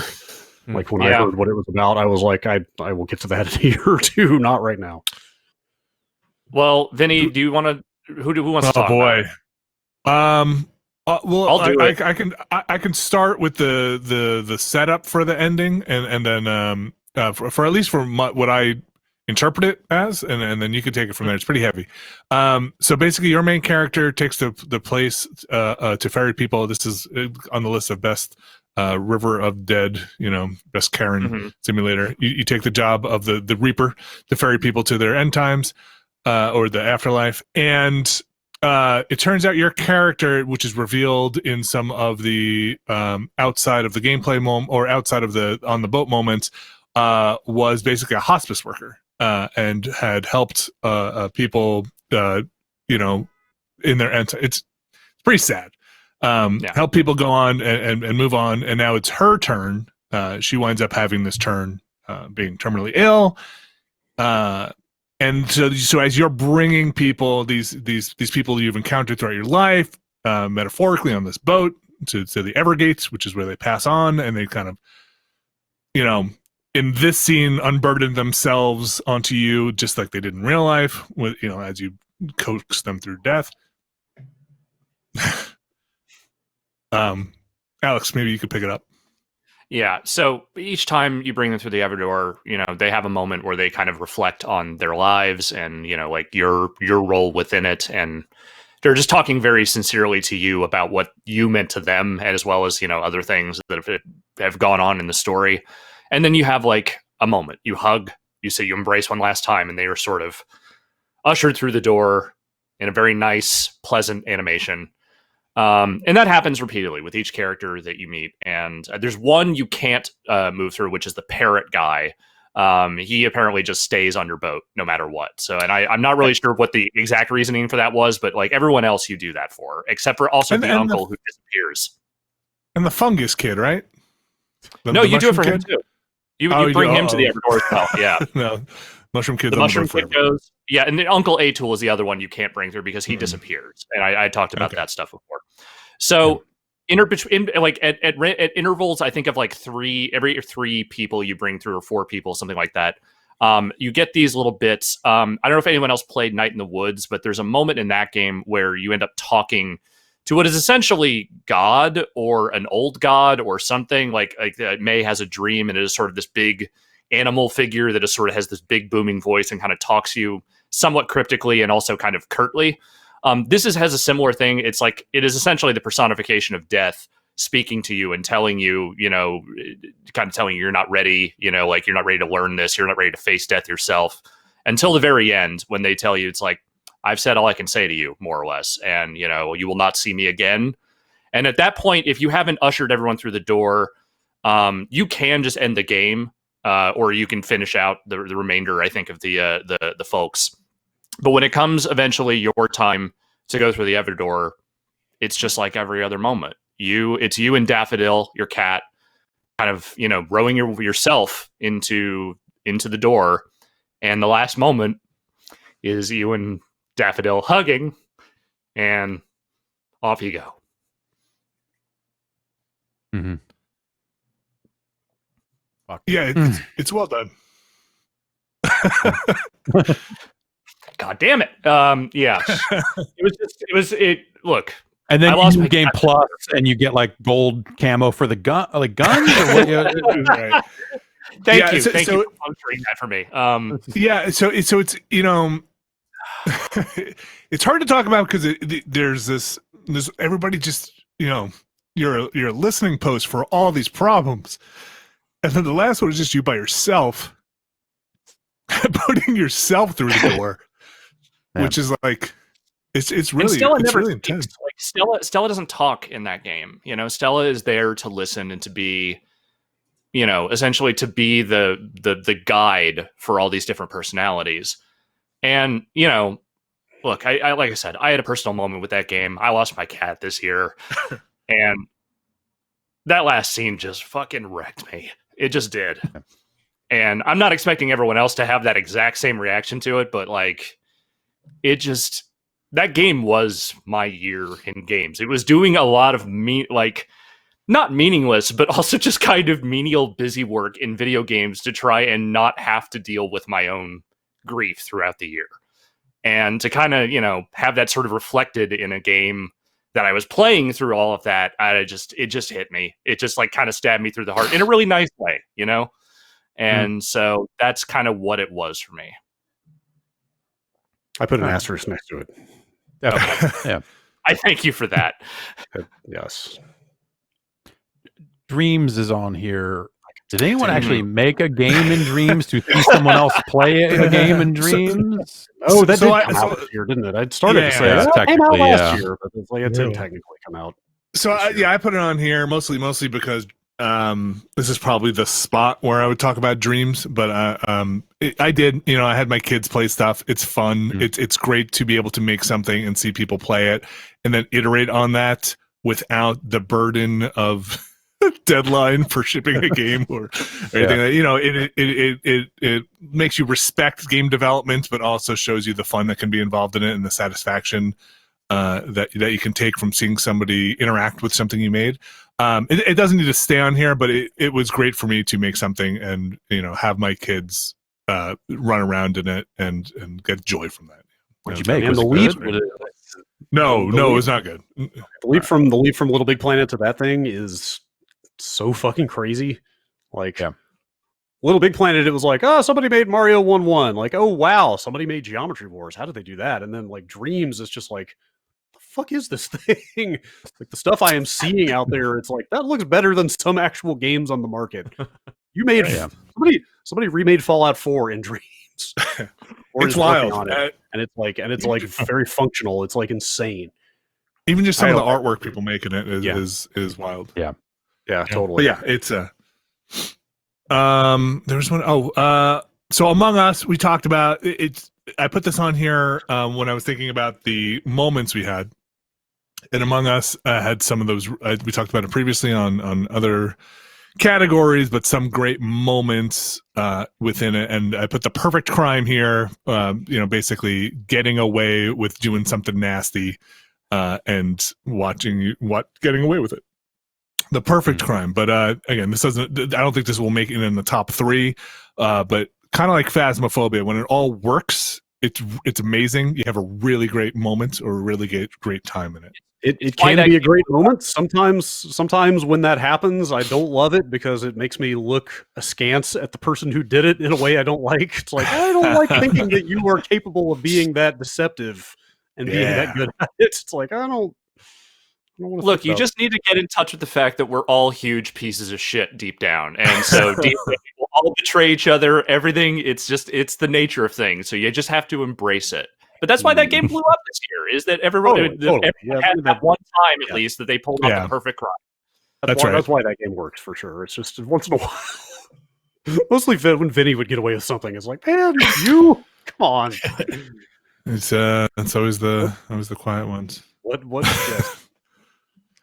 But yeah, we can knock that off. Okay. All right, I will bounce that one off the list. Turns out there wasn't a game. Hey, Oh, Ben. weird. Yeah. Good job. Man, you should probably set the speed run record for that thing. Yeah. Does that qualify for games done quick if there is no game?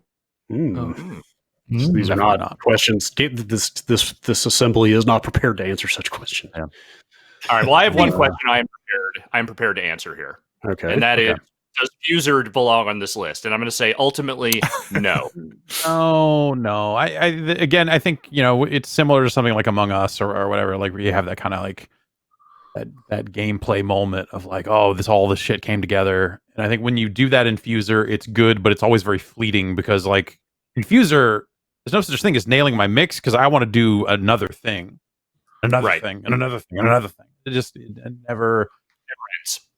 It never ends, and I don't know that game had better. I know you can export video, but if it was just like you can export audio and it doesn't have all their bullshit crowd noise over it, then User would be more special than it is. I guess you can kind of hack the PC version a little bit and maybe strip some of that crowd noise out. Anyway, it's no, cool I don't as hell. think it makes the list. Yeah, it's cool as hell. We've already talked about 3 things that are stronger on here, and we have a lot more left to go. Yeah, we do. Yeah. There's only actually a couple we haven't really talked about at all, and those are Hades and Ori. Yeah. So I put this Ori one on. I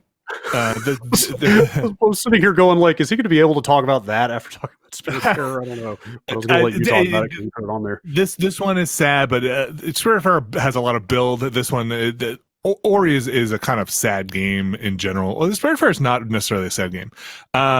The part in Ori, so these Moki are these like little lemur-looking creatures that inhabit the world, and they've been displaced, and their world is basically has this.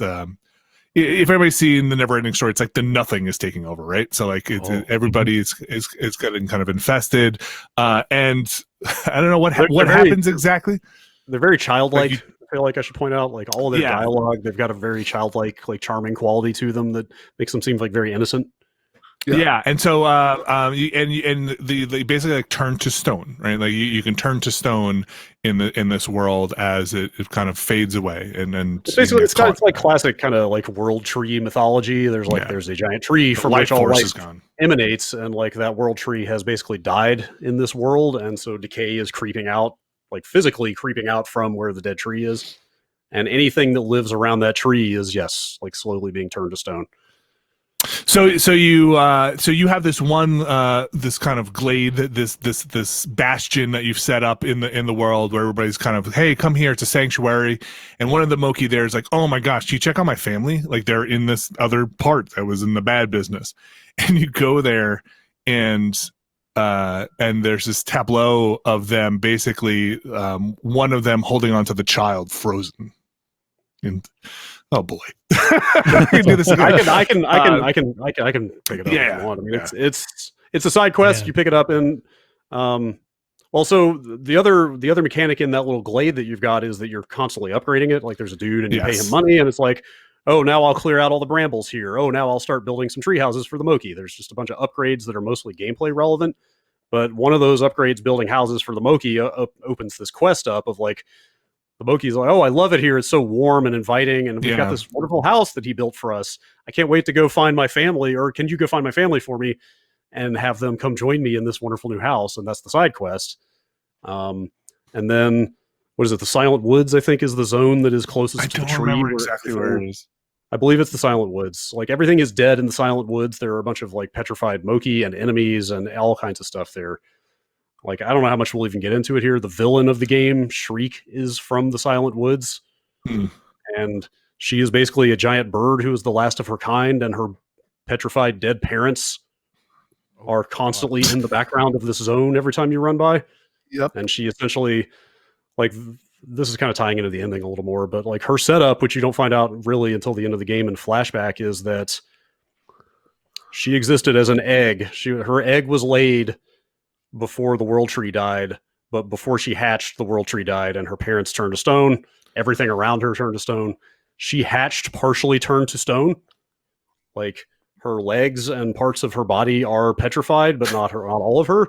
So the whole game is she's just this like grotesque monstrosity walking around on these like bony looking stilts. Yeah. And she's basically the villain because she has been wronged by creation, you know, like she like awoke to a dead world with nobody there for her. And there's like a scene of her trying to like go meet the giant owls, and like they just run her off and are like, get the fuck out of here. And so she basically lives her entire life in solitude. Like it's really tragic. Anyway, yeah, so you pick up the side quest. Yes. And it marks it he's on like, your map. He's like, go grab my family. Go. All the side quests in that game are just throwaway. It's just like, this guy needs some fresh herbs for the soup. Let's bring him some herbs and stuff like that. And so, like, you go to where it tells you in the Silent Woods his family is, and you go in there, and his family, his wife and child, are petrified. They're stone.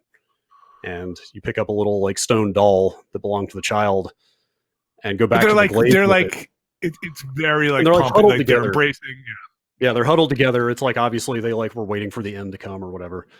And it's like, oh my God, what a bummer. And so you pick up like the proof that they have been petrified. You go back to the glades, you turn the quest into the Moki, and like I said, they're very lighthearted and like cheerful and simplistic beings. And it's just like this moment of just like he's like, what? No, I have to go find my family, and that's it. Yeah. And then it rings up side quest done. It doesn't say like now go back and see what happened. It just like side quest complete, here's your currency. And it's on you, like, to think to go back to that hut where you found them in the first place. And if you happen to go back there and go in there, now he has joined them and has also become stone with his petrified family. And like, it's super subtle because it's just a change in the background art of this little room that you go in. But like, man, like that was a very heavy moment. It was heavy. Like, I mean, because he's like embracing them as well. He's just like giving, like, he's like holding them where they are huddled together, and it's just like, oh my God, like this father chose to die and be turned to stone rather than face life without his family. It's crazy, dude. And the whole game is like that. Like it's really heavy. Yeah. Like that game it got me way more emotional than I thought it would. So I mean, like, I swear to God, I did not come into these awards intending to push this game in every category. Like, I just thought it was a well-made Metroidvania with really nice graphics right up until the last hour of the game. And like the end of that game is when it went from like, this is a good action game to like, I am weeping at the end of this Metroidvania. Like, what the fuck? I don't know how much I want to go into the ending because A, Vinny hasn't finished it. B, That you could ignore that part. Like, well, yeah, but I mean, B, it's doing a lot of the same stuff that Spiritfarer sounds like it's doing, and it sounds like Spiritfarer probably does it more powerfully and directly. I guess I don't know how to say that without having played. I would say Spiritfarer if you don't think it's a top 3 game, then maybe we don't need to get into it. If you don't want to necessarily do that, I think that's okay. I mean, it is very much the same thing about the inevitability of death and like, life having to move on and give way for new life. Like, Ben, I don't know. What do you think? Yeah, it's one of those ones where I don't like. If this was best story, I think like the arc of it is a little better, but the one because for me personally, the part that hit me the most was when the bird died. I mean, that's part of the ending. That's kind of that's what I would, because at that point you've beaten the final boss, and it is just sort of. Well, but there's more after that too. That is also pretty devastating. But like the whole sequence with the last 20 minutes of that game is like a serious tearjerker. Yeah. I don't know. What do you think? Would you push it here for top 3? Like I would, but I'm not gonna like go to the mat for it. So I don't think so. I think I could. Okay. Other winners personally. All right. I mean, specifically because it sounds like Spiritfarer is covering so much of that same territory, but yeah. I think you guys are right. I looked at the ending and I concur. Yeah. I don't think it's as strong as. Yeah. If you like that game, you should finish it though, because the last hour of that game is a serious gut punch in a way that I really, really did not see coming. I'm sorry to say. It sounds like it's good sell. Good sell. It sounds like you've been through a lot already. But you should go. Like the thing about Spiritfarer is like it's very emotional, but it is not a tale of sadness. It doesn't try to like fake you out or do anything to imply that something different will happen than what happens.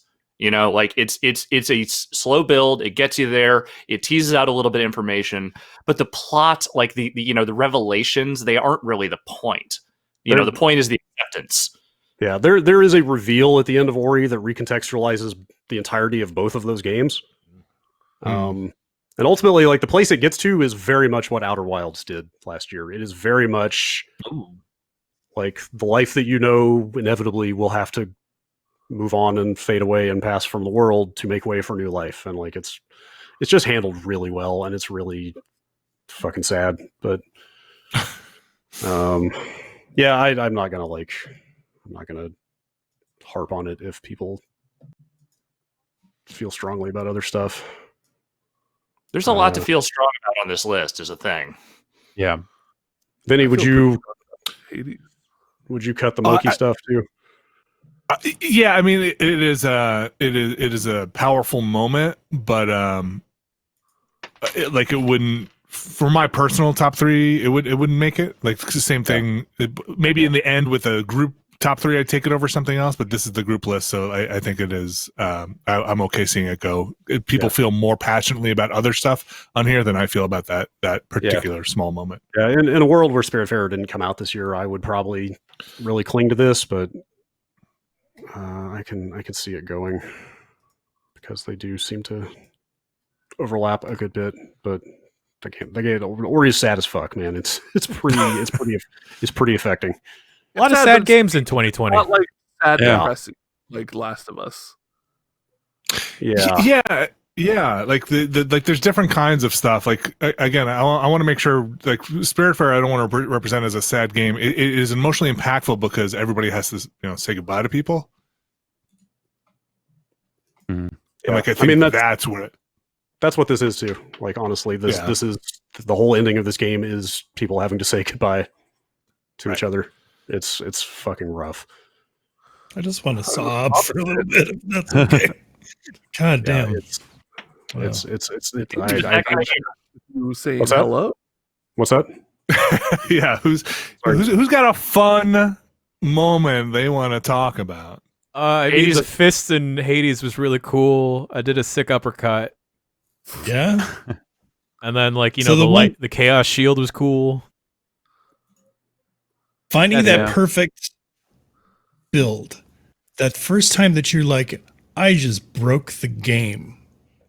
feels so goddamn good. And it's not the only time that you experience it. It's every time that you find that perfect build with a completely different weapon, with a completely different loadout. It's also the perfect build. And you find yourself having a ton of these moments throughout the course of the game, because you need to have a build like that in order to beat the game, really, as far as I was able to do. So that's a really strong one for me, even more so than the endings. To be perfectly honest, like that was a huge standout. But we'll see where you guys. Yeah, I mean, I definitely have a few runs that come to mind of like, okay, I had a Zeus of Aspect run, or I had Chain Lightning on my special, so I would just leave the disc out on a guy and it would zap everyone else. Or like I had a run where I was using the Aspect with the bow and arrow that let you load your cask in, and my cask was doing like 500% more damage than normal. So I was like almost one-shotting bosses. I finished Hades in like 15 seconds, the boss himself. Oh. And like those moments were incredible, but for me, they were always a means to. I got excited when I had a really broken build because it meant I was going to get more story.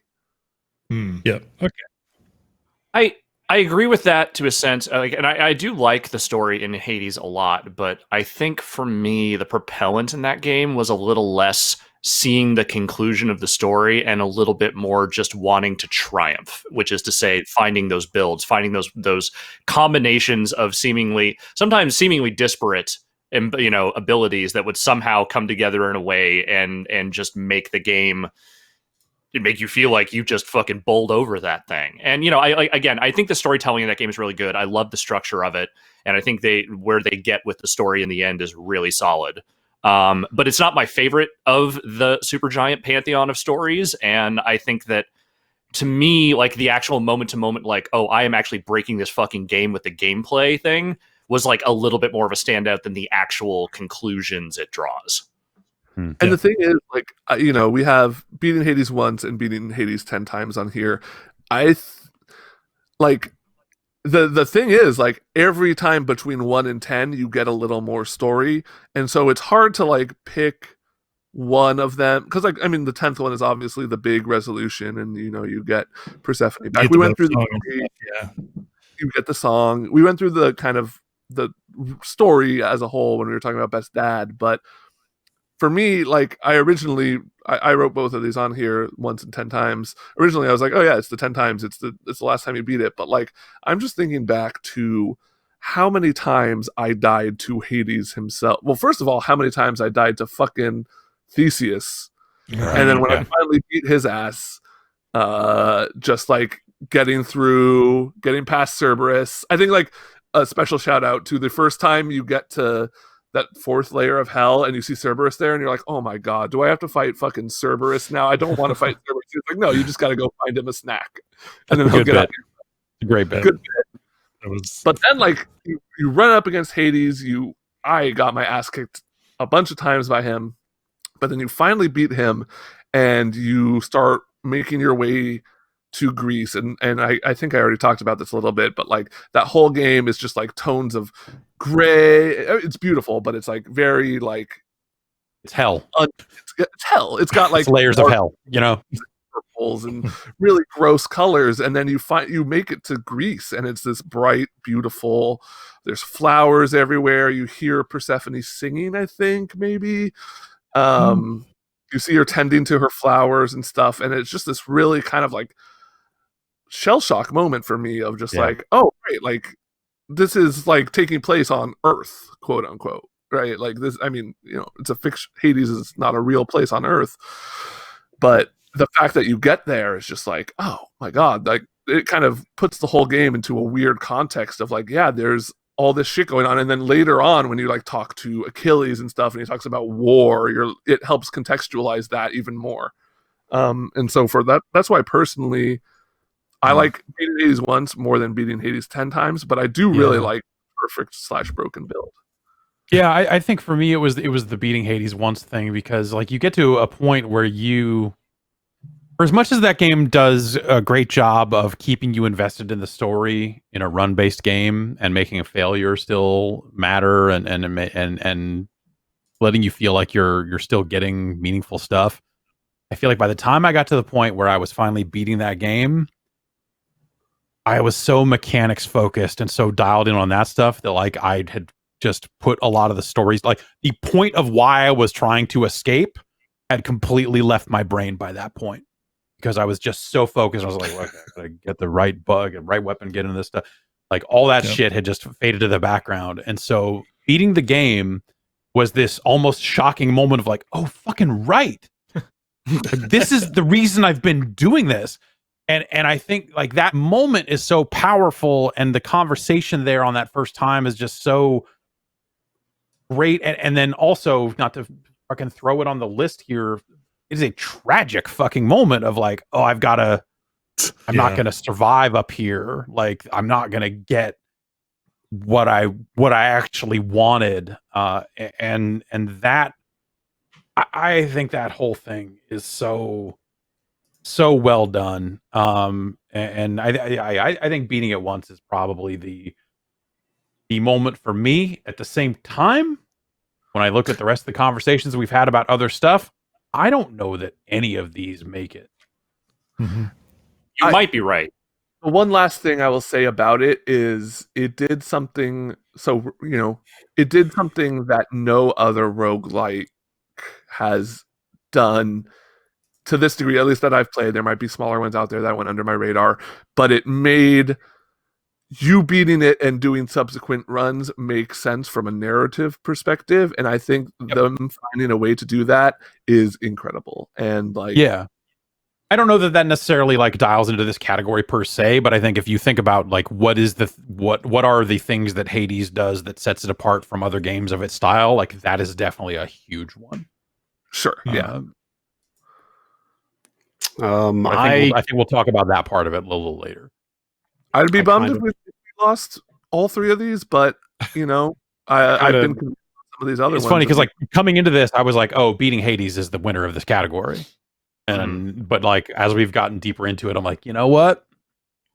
I don't know. I tend to agree that I feel like people are more invested in at least three others here. Yeah, I think you might be right. Personally, let's cut them. Okay. I'm going to take it off for now. Hades has gotten its due in other categories, and still will probably. I don't know. I think we've talked about everything. Is Yakuza a lock for this? It's the one I would go hardest to bat for, I think. Okay.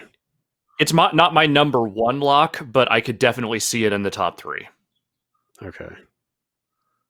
Is this list Yakuza, Ghost of Tsushima, and Spiritfarer? Mario Kart. What? Oh, you guys really that there is no game thing sounded really. I like that one. Yeah, I mean that's probably like if that I would see that I could see that win in this category in some version of it. So, I mean, I just played it. It was really good. Yeah. I think Tsushima is better than a lot of these, but I don't know that it's better than the 3 I'm currently looking at as potentially the top 3. I would be okay losing Tsushima as well. Okay, let's cut that then. Yeah. Circuit. I understand the novelty of it. Is it really one of the best moments of the year? I saw things that under my couch that I didn't know existed. It was a meaningful moment to me. That sounds useful. Yes. If only you could attach a vacuum like Luigi's. What's it called? Suck, SUCC. Doesn't have a name like that. Yeah. No, suck. Yeah. No, we can cut it. That's fine. All right, cutting. Bug snacks. Does that stay? Bug snacks? That was a real amazing moment. Ben, you and I will share that forever, and now we have recorded it, and it is now listenable. But yeah, I don't think it's gonna blew up, man. that can come off. I think that along with I don't think there's gonna be a lot of strong support for that museum sequence in Last of Us Part 2. I would. Yeah? I mean, I'd put it in my top 3, but like I'm, if I'm the only one, I would. It would be my out of the stuff on here. It would still be my 4th on here. I think it's an amazing sequence and super well done. One of my favorite from the game. But even still on this list of stuff that isn't even in my personal, it would still probably be my fourth. Okay, all right, I will cut it.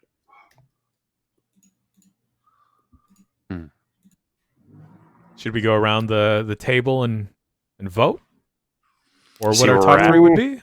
I feel like we could just kind of talk our way through this for. Yeah. Do we? Spiritfarer sounds like a pretty strong one here. I think Spiritfarer is a Yeah. lock. Like, Yeah. It's good, and I don't just say that because it's super emotional. I think it is. I think it is handled well. I think it is. It is. It's a delicate It's thing to done- handle too. Yes. There are a lot of ways to fuck that up. Yes, like how do you see yourself out of this and still not goof it up? Right. As Go much ahead as I and like decide that a moment in yeah, as much as I like the moment in Astro, like I think based on where we're at on these other categories, I don't think I would take it at this point. I get it. Yeah. I get it. It's awesome. It is awesome, but not the way these other things are. There's a case I could make for it, but I will save it.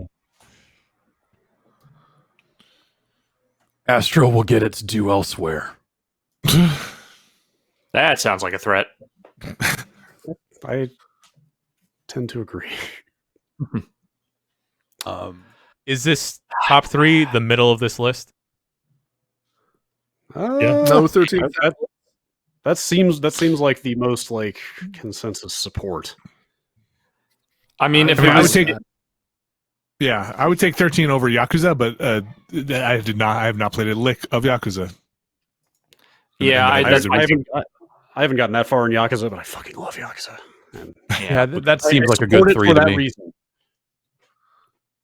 I have nothing against 13 Sentinels potentially making this list if it does. It's a game I haven't played, and I will say, Jan, you did an expert job laying out what is an absolutely unlayoutable section of story there. I can at least kind of understand why it made such an impact. My mind hurts. Yeah, that's fair.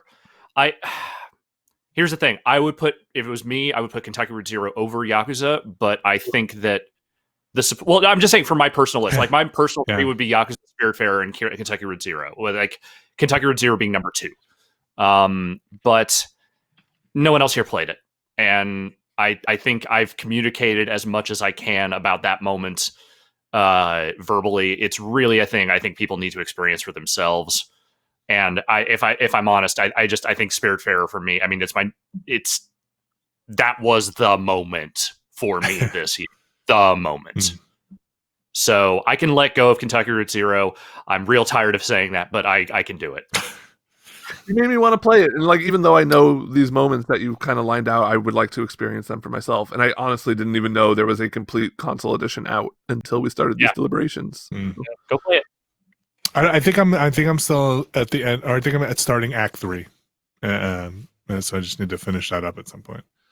Okay. If this category was just best story, I would argue till I start bleeding from my eyes, or 13 Sentinels. But since it's just a moment, and that the time traveling reveal and the kaiju reveal is slowly doled over in different sequences, I'm willing to cut it.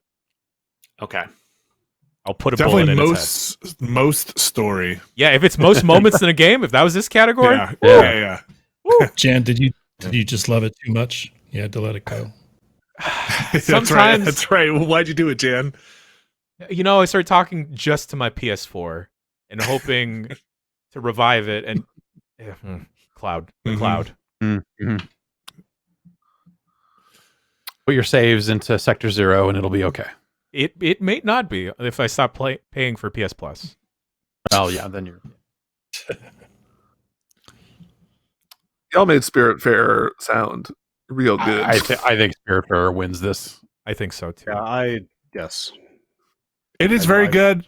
I could make an argument for there is no game wrong dimension, that part, but the Spiritfarer part, Yeah, it sticks around and resonates a little bit. If I had been up for playing that game this year, I think there's a good chance I would be right there with you on that. So I'm gonna say that is totally fine by me. Yeah, The kind there's no game. sequence- It gets it. It's great that it's on the list. Like it's great that it's on the list. Great. A nice fun moment on the best moments list. Yeah. Right. All right. Yeah, for sure. Yeah, the ending of Spiritfarer is a great. It should be. It's hard. It affected me more thinking back to it than it did in the moment. Because it's not a sad game. Like it is not. It is not meant to be this thing. It's supposed to be this acceptance of thing. But you think back to it and you start thinking about. Oh boy! I mean, everybody's had to, go through that. Yeah. So, and it's the kind of thing that could have been so maudlin and so like emotionally manipulative in the wrong hands. Like that kind of story can definitely be wielded in a really miserable way. But like they never get like it never even like brushes against that. And that I think is, I don't know, like it's super impressive to me that they knew exactly how to tell that story in a way that worked so well. Especially the angle of caregivers, like I think that's something also not to drag it out, but I think that is something that doesn't get played up in video game stories at all, and it was interesting to see it here. Yes. Okay. The ending of Spiritfarer wins best moment or sequence. End of chapter 12 from Yakuza, and the cell phone part from There Is No Game as runners up. All right. I like that. Time to shift gears. Oh boy. Time for the most distressing game. Oh my god. My heart. Yeah. Who This put is 13 Sentinels Aegis Rim on this? I believe as you were detailing the story, I went down there and just typed that in there. Oh man, I'm sorry for laughing at that. This is like Glad like, that this paid is off this many hours later.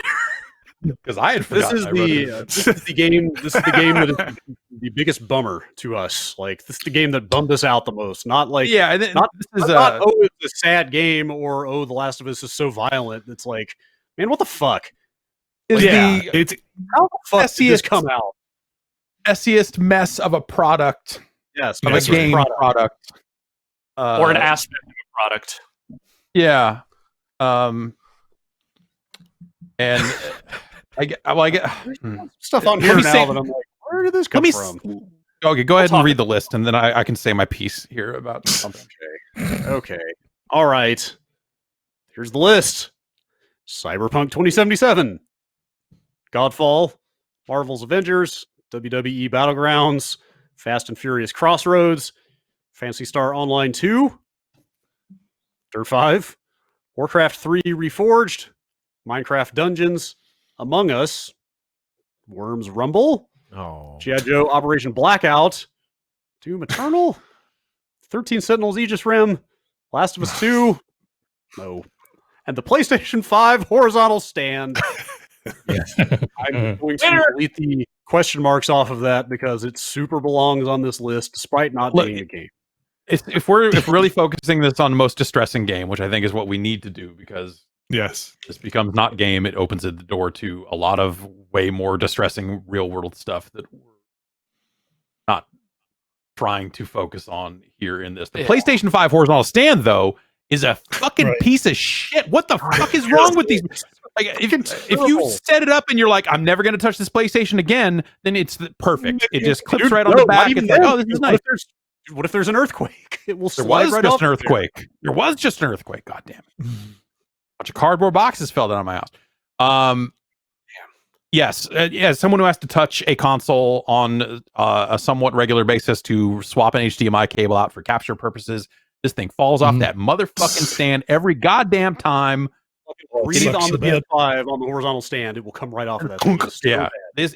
It is a disaster. It is a disaster. And I will especially say- coming from the company that mastered the horizontal stand on the PlayStation 2, They've got so much experience. it's tragic. I will say Where, like, even the vertical stand kind of sucks because like yes it does hold the console up much better, but like when I move it in here to capture stuff I want to put it up vertical, you have to like take it apart, pull a screw Get out out, and screw some shit. screw the stand in just to make it work. Oh, that the whole console design of that thing is tragic. Can I Ugh. can I ask a question that I probably should have looked this up before, but I don't trust anyone but you guys, so you can give me the real answer. Do you have to use that thing? Like, is there some technical reason why you can't just lay that thing horizontally on a thing and like, is it Probably gonna melt not. It is not wobbly. flat, It's so wobbly. it will wobble. Well, it doesn't lay Yeah. flat. The stand is there Okay. to make it sit flat and not wobble around. So you It's not gonna, like, kind of, I mean, it's not gonna break the Blu-ray drive or something if it sits there like that? I've Can't never make any stuck a promise. disc in this fucking thing. I have no idea. Can't make So- any promise. I want Uh, to say one nice thing about the horizontal stand before we say goodbye to it. What? It has storage You for the little bit. motherfucker. It has storage for the little bit you have to take off to put the screw on, and it that is- stores It should inside the not stand. even be there in the first place. Yeah, it is a good solution to a bad problem. God, dude, I don't even. Look. I don't. I know the word game appears in the name of this category. Yeah, it's That fucking stand stressing. should- Again, should be on this list. causing anxiety, sorrow, or pain, upsetting. It is very Fucking upsetting. game here. The stand Games. very upset. Why isn't that thing just a box?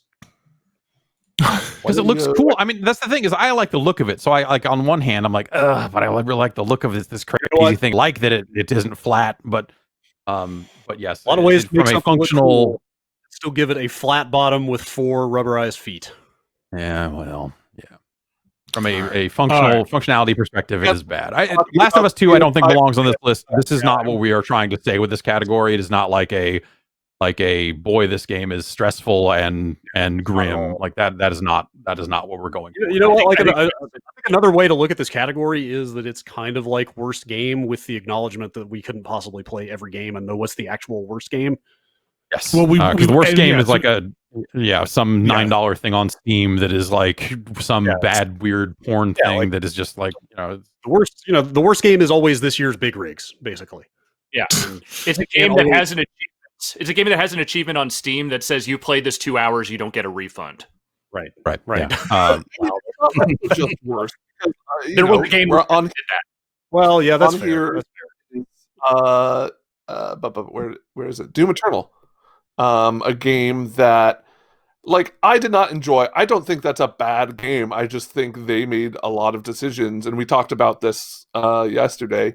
They made a lot of decisions that I just fundamentally don't agree with and want to engage with. I think it's only in this category, and I don't think it makes the top 3 because 2016 was so killer.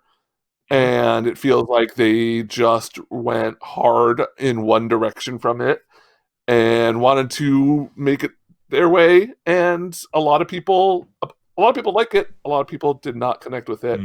I think that's the only reason I put this on the list in the first place is because it's the game. It was like probably my second most anticipated game of the year, and I was so bummed out like a third of the way through it. It is But upsetting. but I don't think it's on this list. I think No, it's it is. still a good game. I enjoyed my time with it, but there Yeah. are numerous things I would change about it. Yeah. Dirt 5 is on this list for exactly one reason. Jeff, now is your time. Get it out here. Get last time to talk about Dirt 5 and its graphic settings. Go. I had forgotten about this until you put it on this list. This is still here. Dirt 5. So whatever. It's a rally racing game. I found it to be supremely boring, and their demandance of like putting all this voice work into it and trying to make it more than it is, I think only made it worse. So this is a game on the Xbox Series X that has this menu here, video options, and it says, okay, the description of the prioritize toggle in the video options setting says chooses whether to prioritize visual quality or frame rate. And you're like, of course, okay, like a lot of other games in this generation and somewhat last generation. Yeah, of course. Oh yeah, visual quality and frame rate, easy to understand. That's like, I can get like a 60 frames a second or a higher than 30, or maybe I can take a locked 30 with better bells and whistles. Now, here are the 2 items available to me on this menu. I understand there can be a third if you have a 120 hertz display connected. but I'm not 100% positive on that either, because I do not have a 120 hertz display. Okay, remember, chooses whether to prioritize visual quality or frame rate. Here are my two options. Prioritize image quality. Prioritize resolution. Which one of those does frame? Because that sounds like it's going to. Okay, to me, the menu options sound like it's going to run at 4K. But we had to turn off some of the ray tracing or some of the other stuff to get there. And the other one sounds like this is maybe like an upsampled 1080p, but just got better reflections. Maybe. It doesn't necessarily say what it does because none of these games ever do. It's a bad menu. But remember, right next to it, it says chooses whether to prioritize visual quality or frame rate. Mm-hmm. Neither of those options say jack fuck about frame rate. Yes. This is current. This is. I thought it would have been patched by now. This is still today. Still I'm fucking holding the fucking controller. That What the fuck is resolution? that launch stream was over 2 months ago. When If I may add one key detail in this, you might think that switching between one or the other would create a drastic visual difference in the background that would lead you to perhaps understand what the developers want you to divine. It does not. You toggle between the two, and you're like, this doesn't run. It's bad. It's bad. What the fucking fuck? You seem distressed. I mean, It's bad. This is a solved issue. It literally is a language thing that every other game that has had these toggles has figured out. You know, I've seen some tweets from the studio's technical director. If you want me to put you in touch, you guys could maybe hash this out. No. Okay. All right. That's up to them. That's a shitty menu option. There are some way more distressing games. It's not a top 3, but I wanted to give Jeff his moment. Yes, I get it. Probably not a top 3. I get it. Probably not a top 3. I don't know. Maybe top 5. Maybe top 5. Let's go back. I would put it back maybe in best moment. That was pretty good. That was a pretty good moment on that launch stream. Yeah, that was a pretty good moment. Wait. Among Us. That's not for real, right? Who put that on there? Is it just like watching people lie? Is that the thing? Yeah, I mean, I get Jason's argument about it being maybe a little socially uncomfortable at times. I mean, you know, causing stress. I don't know who actually put it on there, but that is an argument about that game. Someone here is an imposter. That's right. Who did I don't know. I mean, listen, maybe it was thrown on here a long time ago. The one distressing thing I would say that I have heard about Among Us is like elementary schools using it in a room to like get kids to work together, and I was like, that's not. I don't think you understand what you do in that game. You might have seen that on the internet and been like, this is a game we could all play on our iPads and stuff, but you maybe forgot the part where they're somebody in your class's kids like going around and getting their classmates and lying. That's not quite the team building exercise that you might think it would be. Yes, play GTFO. Yeah. Why is Phantasy Star on here? I believe that this is my most distressing game this year. They took this dead husk of a game. This is an 8-year-old game, propped it up, Weekend at Bernie's style, put some more menus, added some mags, let you decorate your room. And for what? Microtransactions? This game is fucking impenetrable. This game is menu upon menu upon menu. I feel physically ill looking at it. It disturbs me how far removed it is from the original Phantasy Star Online. It hurts. Okay. That's a compelling case. That might be a top 3. Here's the thing. I mean, Phantasy Star Online is one of the 10 best games to come out in 2020. Also, Jason is absolutely right. Oh shit! Things they want you to pay for in this game. The things that, like the ability to decorate your room better, the ability to have a better room, the ability to hold more than 10 quests at a time and you double it to 20 for 30-day increments. What? The ability to have more storage space that then goes away and you're like, oh, I can't put anything in. I can only take it out now because my storage subscription expired. It's and then on top of that, yes, the menus that you have to navigate to even begin to understand what they want you to buy, let alone what you are playing. It is an insane investment, not necessarily in just time, but in just the mental gymnastics you will have to do to figure out to eventually, if you stare at it long enough, you're like, okay, this is a battle pass. Okay, wait a minute. Okay, this part of the game's a battle pass. This screen's a battle pass. Okay. The story is swept away and hidden between under menus. Where it belongs, because it is not good. It's awful, but it's completely dismissible. You could miss it completely. Like, I love this game. It is distressing. It's distressing that I love this game.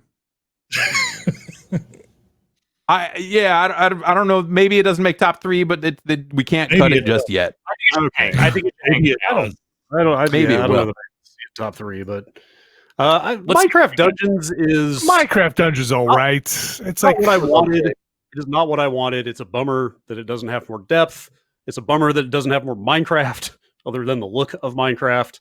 The part where it's $20 makes all that a little bit easier to forgive for me. And also hearing Vinny say he had fun playing it with his kids. It's got parts. Yeah. Hearing that kind of makes me go like, you know what? Maybe it wasn't for me. Maybe they didn't make that for me. Like I finished it and it was like, this is like, I think like putting the name Minecraft on it does it a disservice in a weird way because you are expecting it to then have some kind of building or some kind of anything where really it's just there to say like, hey, you kids like Minecraft, right? You should play this too. Yeah, it's just a marketing tactic almost. Yeah. Like in a year when I got very excited about Minecraft 9 years after it came out. Like I wish that this had been more, but like for $20, like it's hard to get that. Yeah, I don't think it. Yeah, it's not. Yeah, no, it's this game. I wish Minecraft Dungeons was a better game, but it's not broken. It's not. Still played through the stupid thing. Who put Warcraft on here? Because I did. you for reminding me. I did. That came to me a couple nights ago, and I fucking ran to this document to type it in there as soon as I remembered it. Because, like, I don't want to get ahead of ourselves, but they did a bad job. No, it is worse than that. It is way worse than that, and I kind of want to save that until the end of this category. Quite frankly, I think we can put Worms Rumble. Delivered, and then like we're like, how can we make these under deliveries look even worse? Dude, it is, yeah, man. I've got some shit I need to say about Warcraft. We will get there. Yeah. All right, Worms Rumble. What's up? Worms Rumble is a piece of shit. Oh my god, it is the worst Worms game that ever made. No, you took the turn. Yes. It's not turn-based. You don't get to line up your shots. You don't get to do anything fun because you're running around and then you die and you have to wait 45 minutes for your other two teammates to die. That game made me so mad. They charge money for it, first of all, which is awful. It's Isn't it just Soldat? Isn't it just like a side-scrolling shooter? Like, yeah. So that's and you know what Soldat is? Great. Not Worms. Fair enough. I feel like they've made other missteps that are worse in the Worms verse. Worms Rumble. I would rather play any of those. There's one. There's like one. Like we went through this before, where they said like, "What if we did something else with Worms?" And it was like a tragedy, and then such to the point where they were like, "All right, forget it. Worms is Worms." And so this feels like them doing that again. I admit the part where it's like they kind of Fall Guys-ify it with like a battle pass and like costumes. It was a bummer, but I got this free on PS Plus, so the only thing I wasted may have just been my time. I had a fun time playing it with Jason and Ben, for what it's worth, on that one play date. Yeah, I had never touched it again afterwards, but Isn't Worms 3D the one? Yes. Where they said like, what if we made it 3D and it's still kind of Worms, but we made it 3D? Isn't that the Worms that actually is super distressing? 2003, 2004's. That is, yeah. Oh, because that was still turn based, so you were still just like with your worm, just hanging out, chilling there, seeing like someone else fumble with the controls, because everyone always fumbles with the controls in Worms, but now there's like multiple planes of movement here. Worms Rumble is just okay. You get a cool like Sonic spin dash. Not okay, it is bad. It doesn't have to be on this list, but I will not stop talking about it until you say it's bad. It's a bad game. All right, Here it is. We win. put it on the box. Yeah. WWE Battlegrounds. It sucks. It does suck. It's not a good game. it's not great. Yeah. And I think in a world where WWE All Stars doesn't exist, it maybe doesn't seem as bad, but it is a bad game. The question I would pose is it really more distressing than just the whole of what they are doing with the WWE franchise right now? yeah. I mean, if we were still doing Please Stop, I think WWE would be back on the list again somehow, even though they didn't. Yeah, congratulations. But they still put this fucking thing out, and then they put out a mobile game that is not great, and another mobile game that is not great, a third mobile game that is not great. Battlegrounds is like a deeper level of fuckery than just a bad arcade style WWE game. Like there is an aspect of this where they like kind of want you to buy coins to unlock superstars and costumes, and like a lot of that is earnable in the story, so it's not necessarily a big money grinder per se, but they are locking away so many kind of key roster members in a way that it's just like becomes this weird, like you it feels like a scam on top of being a bad game, where you find yourself going like, wait, where are they trying to get me to now? Wait, whoa. And I think that aspect of it, plus, if you want to get the highest rated characters, you buy the deluxe version of the game and it gives them to you right out of this. Like, here you go. Here's Steve Austin. This is like The Rock. Go nuts. And also the art style in the story mode is these like comic book panels where it is incredible, but also just like gazing upon it with my eyes is the dictionary definition of distressing. Of like, who drew this? Why is Steve Austin's face so weirdly small on his big head? Like, just every frame has something in it where you're just like, look at this. Someone not only drew this and said, here's Vince McMahon, they probably had to send it through WWE, who then someone else had to look at it and we're like, well, goddamn, pal, that's me. And then like put it in the game. And like the idea that this cleared whatever quality bar that they have or don't have is fucking wild. It's so bad. It's so goddamn bad. And it's just so many of the character models and stuff are just terrible looking. Like it's up and down. It's really something, man. It's really something. It is really something. I played a little bit of it. I enjoyed it far less than what I play. And yeah, it's gross in the microtransaction department. I felt filthy looking at some of that stuff. I don't know if I'm putting it top 3 or not, but yeah, that was a super shitty experience. Yeah, I'm not sure that I'm ready to cut it just yet, but We could take G.I. Joe. There's something I want to say, and I don't want to get ahead of everybody like talking about the games that are on here. Okay. There are 2 games on here that it cannot not be in the top 3. I think I know exactly what you're going to say, and I agree. And they are Cyberpunk and Warcraft. Oh, Okay. I thought you were going to say Okay. Like we should still talk about stuff. We should still talk about stuff, but like I Well, do not. we can, Jason. I think we can cut GI Joe, right? Yeah, we I can think- cut GI Joe. They just did him dirty. It, They really did. Like, here's a bad It's- licensed game. Yep. Yeah, Like, GI Joe deserves better as a property. It's a $40 game. It's way beyond that. The asking price on that is too high. Mm-hmm. It had potential. Is probably the thing that is the worst about it. Like you can see some stuff in there and be like, I think you could have gone the distance with this, but it falls down. They try to add in multiplayer modes. It's local only. So like there's a King of the Hill and stuff like that, but it's you only play locally with it. Local only. Local only. Okay. That's what I'm saying. Like the price on it is like it is more a budget title than the $40 might be implying. It looked and played like a 360 era game.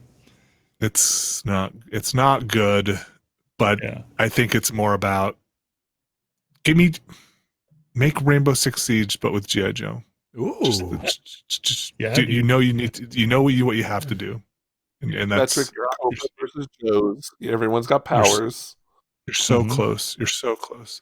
Yeah. So yeah, it's not. It's a bummer. It's probably a disappointing thing on a weird level for me because there was a Transformers game this year that I did not put on this list because I think they hit their marks. I think they hit what they were going for. This I do not think hit their marks. Yeah. So I would, buy Operation. I would say something similar about Fast and Furious Crossroads, which is an abject piece of shit. Wow. It is. It fucking sucks. And Yes. like, again, bad license game. Big surprise. Happens all the time. But, with Fast and Furious, I am the sort of person, the worst Fast and Furious movie is still an enjoyable watch to me. I will endure, by and large, the worst things that franchise puts out. And, Hobbs and Shaw accepted. But Crossroads, man, it's not that I thought it had like a ton of potential, but just they missed every fucking possible mark with that thing. It is astounding just how bad that game is. But for me, the thing that kind of sends it over the edge compared to something like G.I. Joe is that they are selling the base game at $40, and they are selling a deluxe edition that comes with a season pass for $70. Oh. And so that you can get that launch pack for $5 if you missed the pre-order bonus. There are two $10 packs for it, and a season pass that is $30. Remember, Ryder, season pass for a game that has a multiplayer mode that at launch 0 people were playing. So the idea that you can still go and give them $70 and be like, you're probably never gonna find a single other soul playing that game unless you dupe your idiot friends into also buying it. That sucks. But like, yeah, I don't. It's probably not top 3. But if this was a more traditional kind of worst game, that is the worst game I played this year, probably. The digital deluxe version of G.I. Joe was only $50. See, all right then, great. That sounds great. There were a couple times, even after watching that video you made with G.I. Joe, there were a couple times after that I almost bought that stupid fucking thing. God. I'm like, yeah, it's a G.I. Joe game. I think there are steep that dumb. discounts now. I'm that dumb. Also, I think it's cheaper on PC. So, but yeah. Yeah. The best I don't think Fast and Fast- Furious game yeah. thing remains that fucking Forza DLC from like 4 years ago, and that's a real shame because it's such it would you can make it is possible to make a good one of these games. Vin Diesel, motherfucker, loves video games. Remember Riddick? That was good shit. Mm. Hey, he's going to do a new arc. Yeah, exactly. He's too busy being an arc to make these games good. All right, so cut it. Yeah, cut that. Cut it. And we should also cut Godfall. Godfall is just so bland, and I mean, So it's like it's the epitome of an underwhelming launch. Yeah, The most distressing part of is that it's $70 for the base game. Oh. It's Yeah. ridiculous. Yeah. Yeah, like I as a saw trend thing, as a like, hey, like trends of this generation that you look at and go like, ugh, the idea that like that game or any game really would suddenly have a base price of $70. But that game in particular being one of the first out of the gate, they're like, hey, guess what, guys? Some of these games will be $70. Here you go, Godfall. And you had to go, fuck you. What? No. Godfall 6 status ailments in it: bleed, ignite, poison, chill, shock, and curse. They all just do damage over time. They're all just a poison effect, and that just goes to show you how uninspired that game is. Yeah, that game is whatever. But the part where they tried to price it at 70 is just like, come on. Yeah. But that I don't think that stays. Okay. Well, That's now fair. we have, I think, a very potentially strong side. I don't. Yeah. Is PSO2 really going to hang here?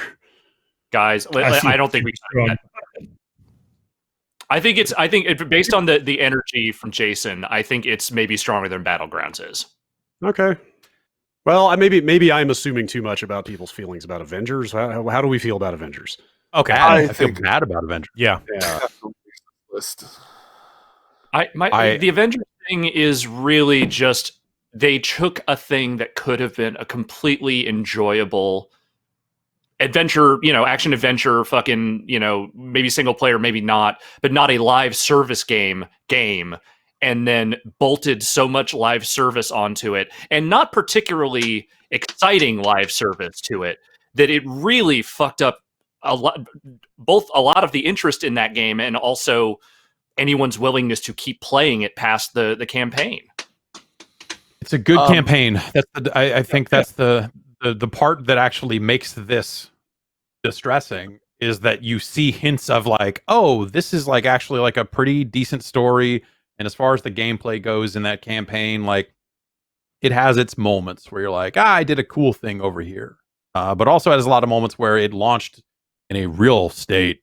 And then a lot of the stuff around the multiplayer, which, they kind of want you to beat the campaign and then get into the multiplayer after that. And you get in there and you're like, oh, so let me get this straight. You have generated a bunch of very, very generic missions that you designed to be repeatable. And this is what you're expecting people to keep going with and like keep getting your gear score up, and you want to have like character specific battle passes and like all that stuff layered on top of it. I think, and I know obviously game development doesn't necessarily, it's not a one-to-one thing, but I feel like, gosh, if this team, it's like the Tomb Raider, it was like the studio that brought you Tomb Raider. Like Incredible great single story-driven games. Yeah, if you really doubled down on, let's make a really good story-driven Avengers game that is at most like hey, you can play co-op through this thing if you want, and not have to turn it into some big microtransaction machine. On that front, can I take a second here? I have a Polygon article open called Marvel's Avengers Guide, Currency and Upgrade Materials. And this first sentence here. Marvel's Avengers has 11 different currencies on the gear screen. Each has its own purpose, and you'll need all of them to level up and include your gear score. Credits, units, fragments, upgrade modules, nanite, nanotubes, catalysts, plasma, polychorons, uru, and DNA keys. 11 currencies! It's a lot of currencies. I'm going to say 10 more than you need. Let's say like 9 more. Every game needs a free and a paid. Come on, it's the 90s. I will accept 2. That is the max. I feel like 24 in the game, and that's it. I feel like a strong case is emerging for this to be on the list. When you talk Th- about this is probably my third. Story being really good and then being completely undercut by a shitty live service model that nobody wanted or asked for and that they couldn't implement properly. Like when you think about the studios involved and the work they have done on other games in the past that people love, and the fact that they spent their time on this instead of more of that. Like, I feel like there are a lot of angles here where, like, it's not a terrible, terrible game. It's more like, for how much people love the Avengers and how much there were good parts of this game, and then how much they sabotaged it. Yeah, because it's not within. Again, we're not talking about the worst game. And I think that's the tragedy of Marvel's Avengers, is that there's a chunk of it that's pretty good. Yeah. Right. And it super didn't have to be this way. Yeah. I like the core combat in that game. I don't know. I think one of the distressing moments for me is building up my own Avenger and getting like, oh, okay, cool. I'm gonna get a new rib cage for the Hulk, I guess. And then when I hit up the homies and I was like, hey, yo, y'all want to play Avengers? Who do you guys main as? Oh, we all mained as the Hulk. Well, yeah, let's just hop into a mission. Let's get 4 Hulks going on San Francisco, and you can't do that. And you can't do that. I understand canon-wise why you can't just have 4 Hulks, but if these multiplayer missions are just like rehashes of parts of the main campaign, why won't you just let me have multiples of a hero? Especially a game that lets you have 4 Hulks, or 4 of anybody, or 100 of anybody was Marvel Heroes. Now that's a goddamn video game. I was just gonna say you could write that in. It's don't worry, you can get there to a point where there's a reason for having 4 Hulks. There are multiple dimensions. There are parallel universes. There are lots of things you could do. Yeah, if your goal is to make a live service character-driven Avengers game, like at some point you have to sit there and go like, well, we have to have 4 Hulk. Yeah, they that's something they should have tackled in a different way. You're right. Yeah, I will say that the Hulk, one of the Hulk's armor slots being ribcage is actually a point in this game's favor. They've leaned more into that nonsense. You don't get to see your rib cage in action. Yeah. Good point. Like all the gear that you're getting, you don't actually see it. You just see like this is where it would be. And like they're also still charging for like cosmetics. So you could have your cool Hulk from like the 1960s run where the Hulk was a little gray, but if your homie is very, very adamant that he plays as Hulk today, you can't show that off. Yeah, that's distressing. All right, I would take Battlegrounds off. I think in light of where we're at on the other 2 games. Yeah. All right, let's talk about. I say, why don't we get this down to our 3 and then take a quick break and then come back and hash it out. I think I sincerely think it's down to Avengers or PSO2. I had a good time with Marvel Avengers. The campaign, I played a bunch of the story or the online stuff. They dropped the ball on that for sure. Absolutely. They'd over-engineered, over-designed. But Phantasy Star 2, they took an 8-year-old game, riddled it with microtransactions. I mean, the game wasn't that 8-year-old game had that too, like that stuff. So I played a lot of that Japanese version. Like that was there then. And the subscription and all that. Acting to it, bad translation. Some shit wasn't even translated properly. They did my beloved PSO dirty with this game. It like I said, man, it hurts. It hurts. I guess I would say though they did PSO dirty 8 years ago. Yep, and they've released it to the States now. Yeah, and that's when I played. That's yeah. I mean, I played a little bit with like a fan translation, but yep. Parts of that fan translation, I think, were better than the translation that they. Yeah. So Reforged, that's a definite for this. I don't really know the story on Reforged. We need to take one more break before we go, and that's why I'm saving it for after because it's kind of long-winded. Well, does everybody agree that Reforged stays on here over Avengers and Phantasy Star?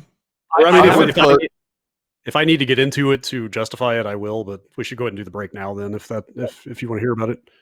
Yeah, I'll just say that I haven't heard everything there is to hear about Warcraft 3, but every single thing I have heard about this is profoundly negative. So okay. More than that, it is quite distressing.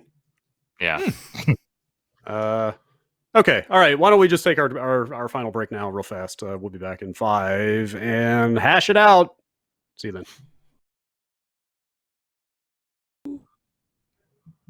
All right. Back and time to figure out what the most distressing game of 2020 was. As of right now, the list is Cyberpunk 2077, Marvel's Avengers, Phantasy Star Online 2, and Warcraft 3 Reforged. I guess I should get into it on Warcraft. You have the floor. Please. I want to hear it. All right. So it's kind of a big thing. There's what's wrong with Warcraft 3 Reforged, and then there's what it means to me for it to be that wrong. But I'll go through what's wrong with the game first. They started showing this game like 2 BlizzCons before it came out. They were showing footage, like test footage of what they were doing with it. They're like, hey, we're gonna redo all the cutscenes. We're gonna add all this new story content. We're gonna have a bunch of like cool dynamic camera angles and up close action on like the story you love.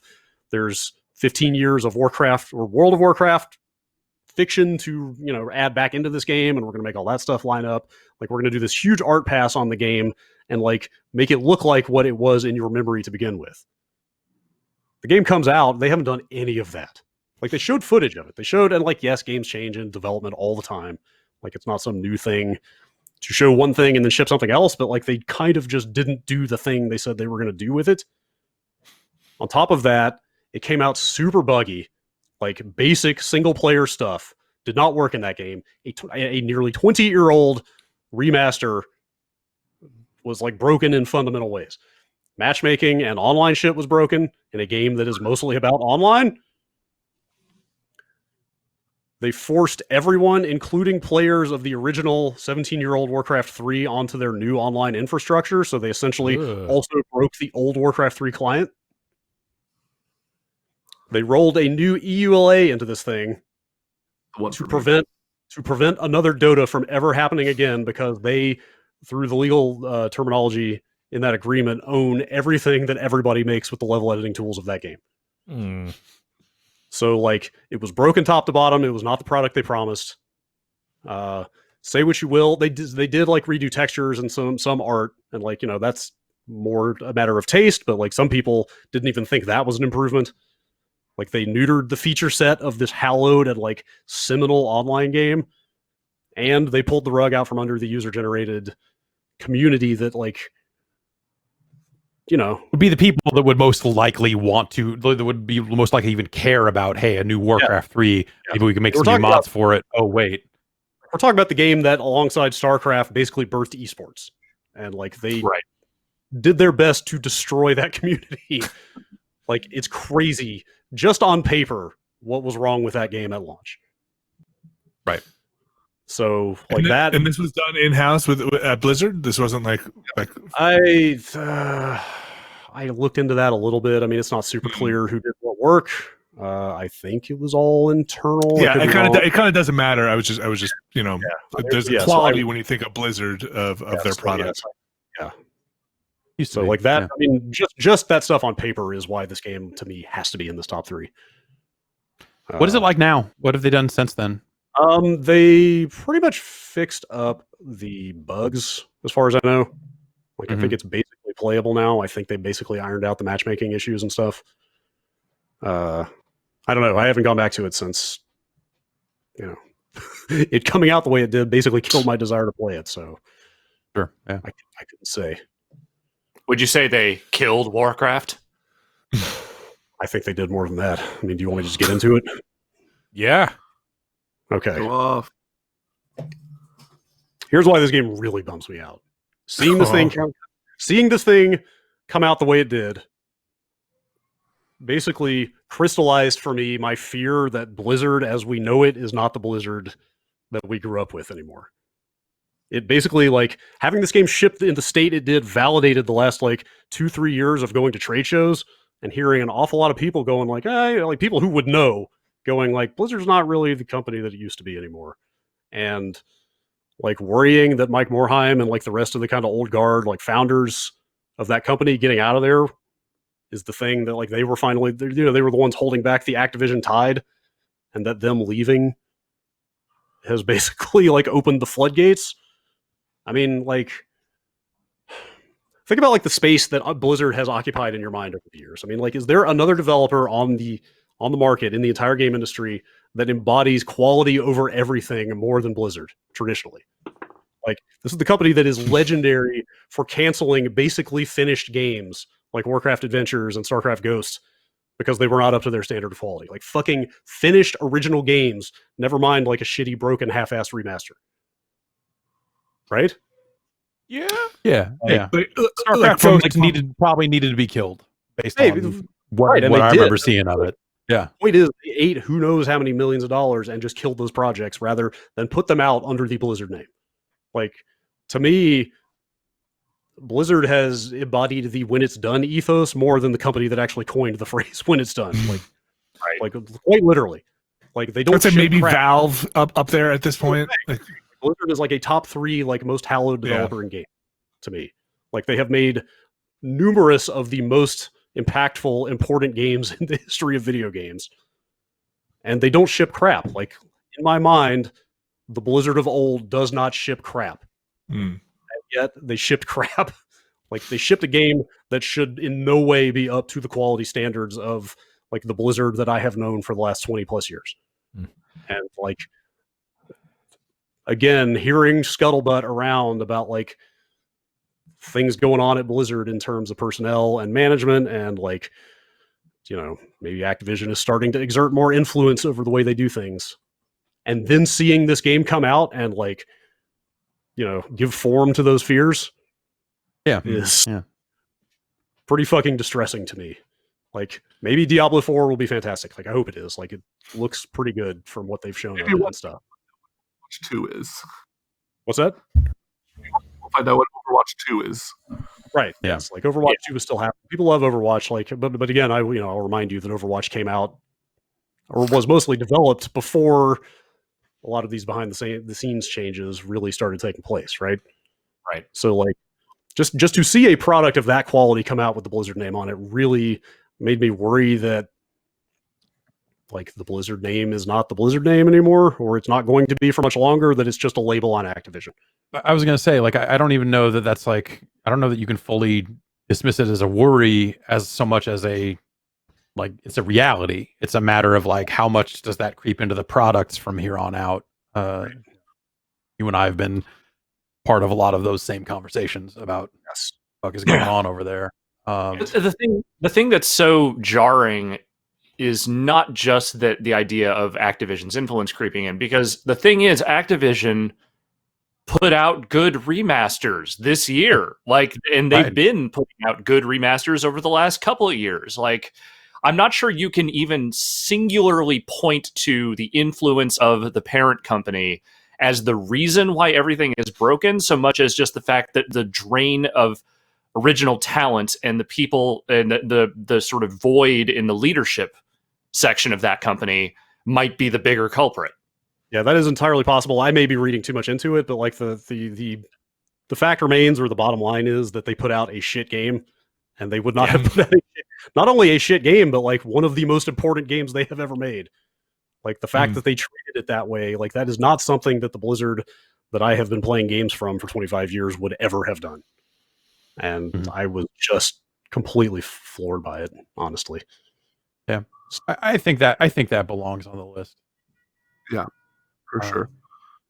I'm really hung up on this Avengers PSO2 thing. Jason, I get where you're coming from with PSO2. I think it makes a lot of sense. As someone who has played way more of that game than a person should. Yes, and I feel and has put money into it as well. I have subscribed to that video game. No, I didn't. I did do that. Yeah, you did. I did do that. But you know, my guy looks like a guy with a cow. My robot looks like a boy now. Only he has a Sega Saturn for a head and a cowboy hat. And yeah, like the free-to-play fashion aspect of that game is no joke. I think it's a far cry from the original PSO. Just, you know, the way they free-to-played it up, I think that makes a lot of sense. It's hard for me to get past Avengers from a, like, they took a game and then looked at trends and said, well, these games seem to make a lot of money when we do this, and this. And then you end up with that. Then you end up with that free-to-play level of currencies and upgrades and all this other stuff in a game that they also charge $60 for. Yeah, and I would get that if this was, you know, where's trend or please stop. But for me, this is the most distressing game. And I can't see a world PSO2 is not my most distressing game. I strongly believe it should be on the list. Mm. I had a relatively good time with Avengers. Like, if we're comparing those two games, like, I was okay with that. You know, I didn't like the multiplayer stuff that much, but whatever. I think I that's paid the part that makes it a for- distressing and like a distressing and not a worst is that there are parts of Avengers that you look at and go, this is actually pretty okay, and then they undercut all that. But I get that. I get that. yeah, I could, We'll see where the support is. if anyone else feels strongly about Avengers, then I'd like to hear from them. I mean, I definitely think it belongs. I think it's the epitome of when I look at, like, this isn't worst trend, but it is, like, I am distressed by this game because, like, you know, fuck, man, they could have done something. Even if this game was like just a single player game, it could have been just like something forgettable. But instead, it's this just like, it is the one. It feels like all the business decisions around this game was made by AI. Like, it feels like no human was out there saying we need 11 currencies or, you know, whatever upgrade material, whatever you want to call them. Like, it's just like, it's like, it feels like the single most, like, you can point to it and be like, and this was the end of live service games. I don't think live service games are going to end, but I could see like a future where, like, people look at Avengers, they look at how Square Enix lost a bunch of money in their fiscal year solely because of Avengers, and be like, and that's the moment everyone in the business side of games industry realized we can't just do whatever the fuck we want when it comes with live service, and we need to actually start making things that make sense. Phantasy Star Online 2, it does sound distressing that they did all that to that old game, but, like, isn't the fact that they brought it back at all kind of incredible? In that state, I don't know. And It this is- state it is was in 8 kind of years ago. Like they didn't. Yeah. And in They some didn't ways, do much besides translate and right. do that poorly. You know. And the other thing about that game is it feels like something that they felt like maybe they had to finally put out because they're doing this new PSO2, like, reboot, episode 6, whatever you want to call it, the new Genesis stuff. And they maybe felt like, oh, we need to make sure we get the old stuff out in front of English players for a while before we roll that out. So in some ways, it almost feels like this, like, weird last minute, like, we got to get this out here so we can show them how the fingers move now, or, you know, whatever the reason is, maybe because they feel like the story matters, or I don't put out the shitty product ahead of as an what they ad were gonna for do and to make sure that they got that out of the way. I don't know. I'm trying to, like, parse, like, why it happened. Yeah. Why it happened in English after all these years. It's weird. It's weird that it did. I'm happy that it did ultimately.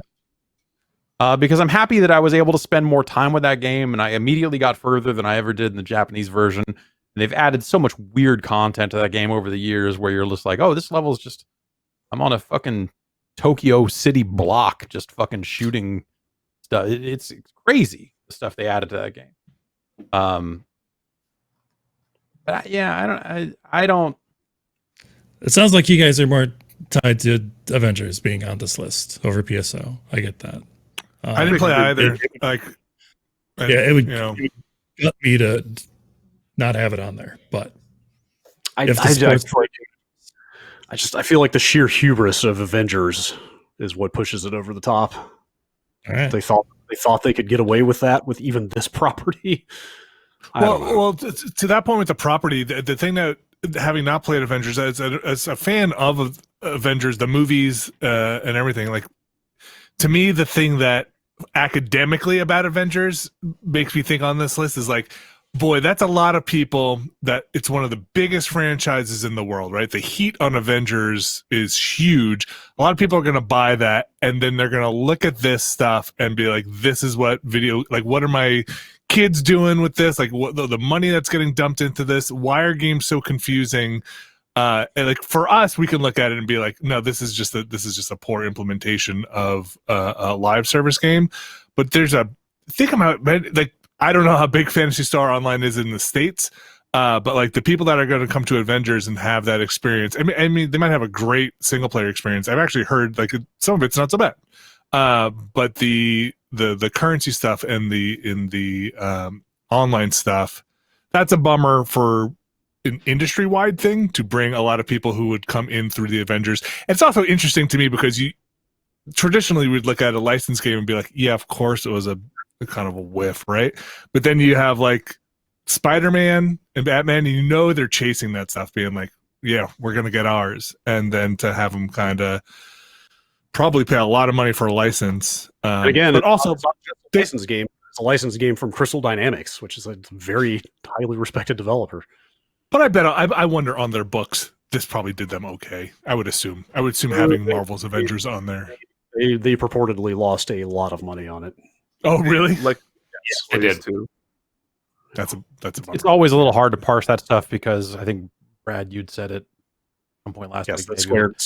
Square does loves to pin their book, like any financial shortfall on Western studios. They did the I same see. thing. Okay. They did the same thing to Crystal Dynamics actually with the Rise of the Tomb Raider, or was it the first? I think it was the first Tomb Raider I think reboot. Right. Right. They're like, well, it sold a few million, but whatever. We don't need to get into it. Sure. Yeah. So that's a bummer. Again, not having played it, I wish. It's Marvel's Avengers for me is the one I wish were a better game, because I would like to play the good Avengers game. Phantasy Star Online is something I just never got into. I have this feeling that like the Avengers fans expect something good, whereas the PSO2 audience is kind of a long-suffering group of people already, and they kind of know what they're getting. But obviously, They didn't get anything good for so long. Right. That IP remained untouched forever, and there was like no hope of it coming over, to the States. Yeah. But it did. I'm a toss up on it. I could go with it. You made a good case for it for online. It sounds miserable. I mean, I could go for the misery of online winning over the average game of Avengers, but I haven't touched either.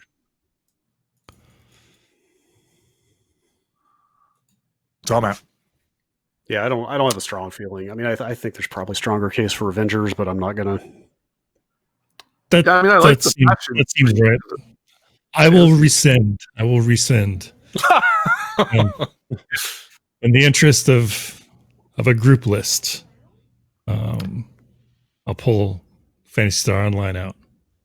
I like that we did the really teeth-pulling parts of this conversation, get them out of the way, specifically to avoid having to get into the Cyberpunk discussion, because, boy, I bet we're all real fucking tired of talking about that game, aren't we?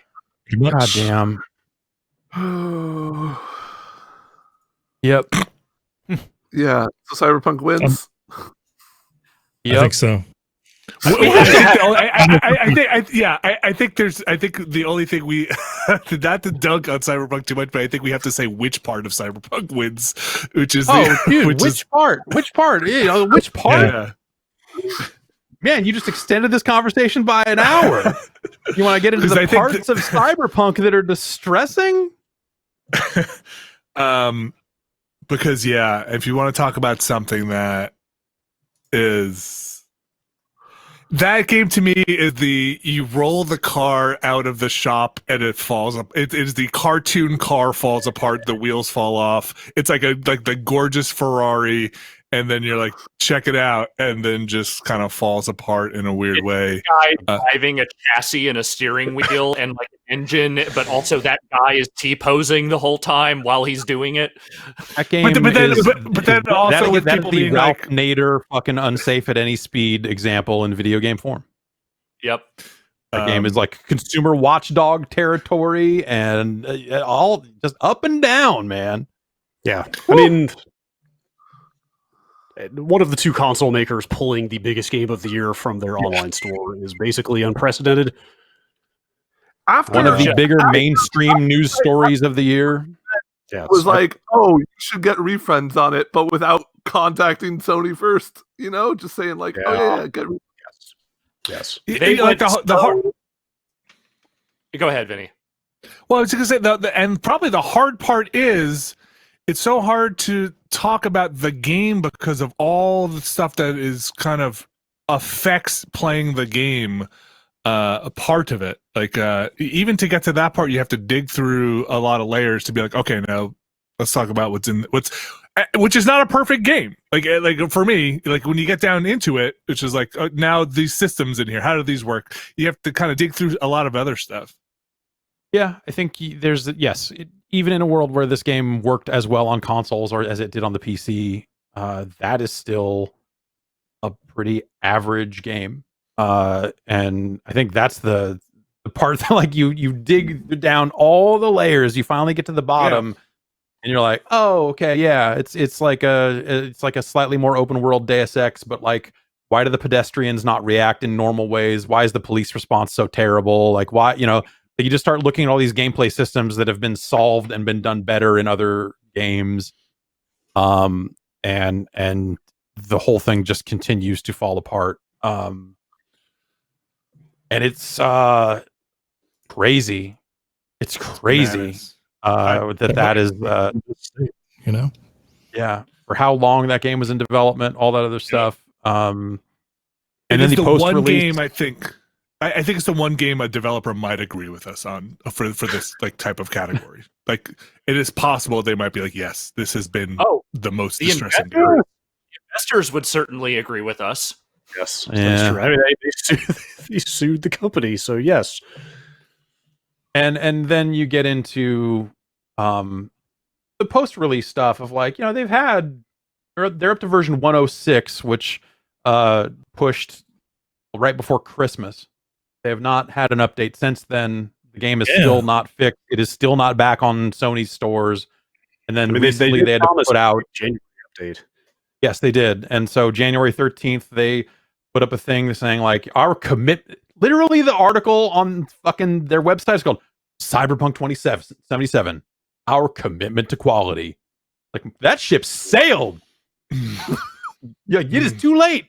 Your commitment to fix it, sure, but even their statement they put up is like loosely like throwing QA under the bus in some way. Like it is bizarre. Like the continued fiasco of Cyberpunk 2077 is the part where you just go, I can't believe this is still on fire in this way. And they had to put out graphs and charts and say like, all right, okay, so we put this fuzzy box near the end, and then the next gen upgrades are going to come sometime in 2021. We know we said something a little more near term at some point, but like they're going to put out one patch here in January, supposedly, and then a 1.2 patch, I believe, in February, and then it just is this like question mark line of like free DLCs, next gen upgrades, and then at the end they're probably going like profit, but like more profit.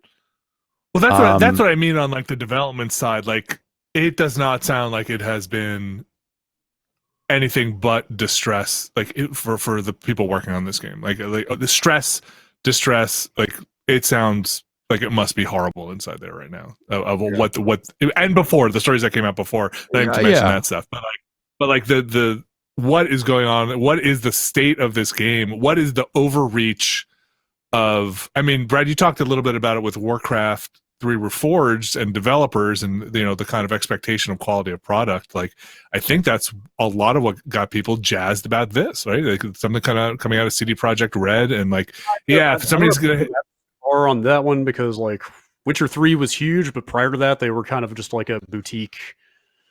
Your Euro RPG kind of like, they were sort of a niche studio. They had one like massive hit, Yeah, but I think that's the whole thing. Is that like you've seen quotes over and over again from devs saying like, we raised the flags on these problems. We told them over and over again, this is not going to fly the way it is.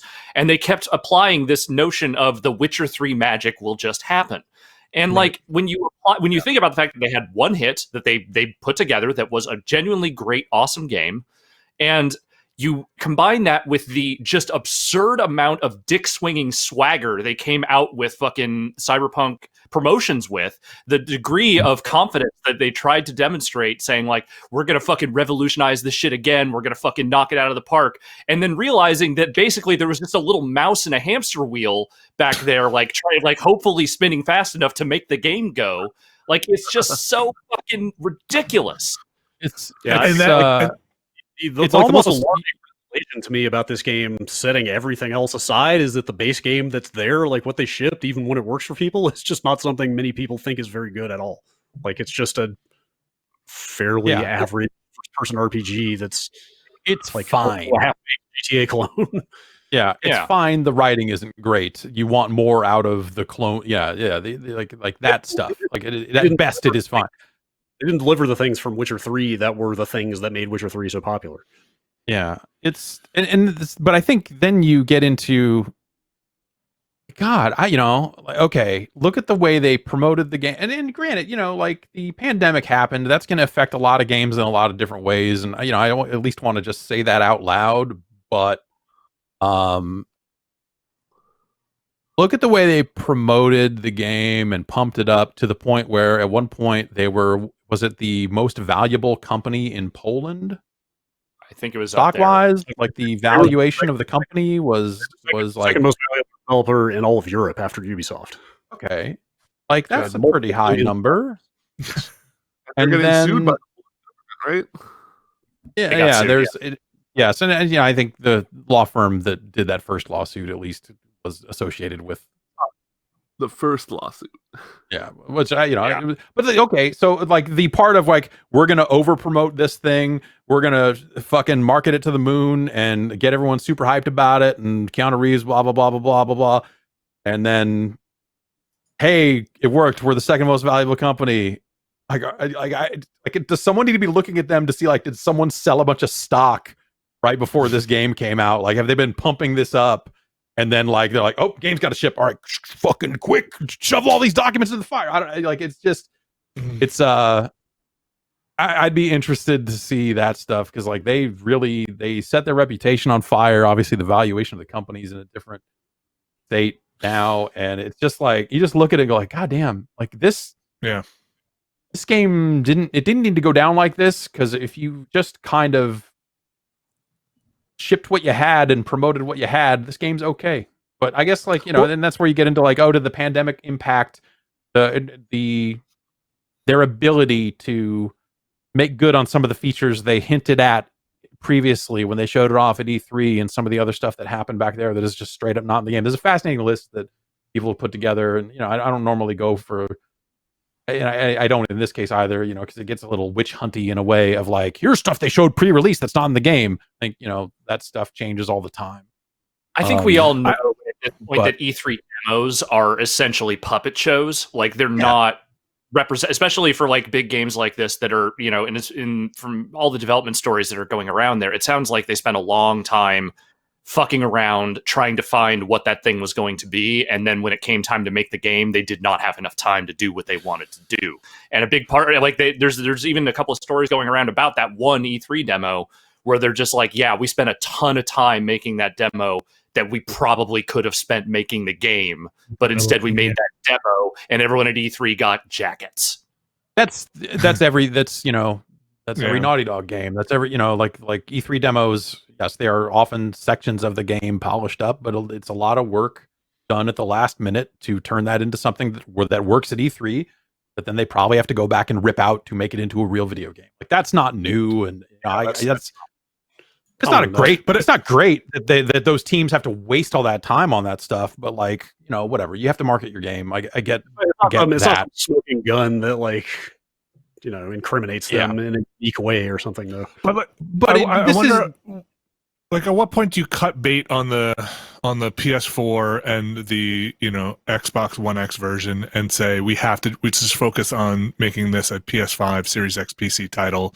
This is not working out on these last gen consoles, and because that scope must be incredibly hard. Like to try and get that thing to run from base PS4 to be the looker it wants to be on a high end PC, like that. I don't know. I feel like that story somewhere in there is a story of the scope just being spread too thin. Like because that game feels very likely was not an all over option the place. for them, just because of the relative size of the install bases. I mean, if they were Totally could have been. there's no way they could even come close to recouping. So the real solution is don't fucking ship the game until it works on all platforms. Yeah, maybe. I mean, I don't know. I don't know. It's very easy to play armchair quarterback for me inside that thing and be like, at some point, what does that look like? And Yeah, like who do I you can't double really down with? say. I can't really say what they should have done. I can look at what they have done and say this is a misstep. Like the statement they just put out, like that's not. They should have done a better job with that. There are aspects of the game, the shipping game, that I can look at and go like, hey, like this stuff is not great. Separate from how it was marketed, all that other stuff. I think especially like in a critical context, I think you have to put a lot of that stuff aside, and just look at what came out, and just go like, hey, this game has a ton of problems, and to the point where Sony pulled it from the store, to the point where, and I think if you want to get this into a larger territory, to the point where like this is going to change business practices, the way this game went down.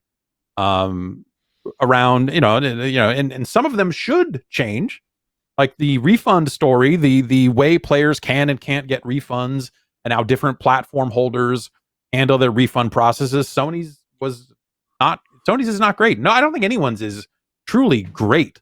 Steam is like they've made improvements. The GOG refund policy is it's okay, but it's still not fast enough. It's still not it's still not doing what it truly needs to do.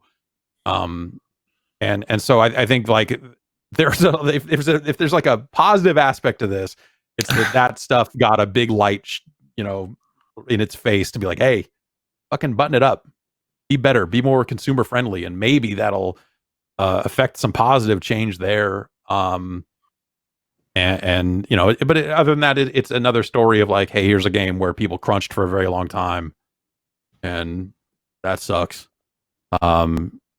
And in this case, the game did not come out well. In plenty of other cases, people crunch and the game comes out great.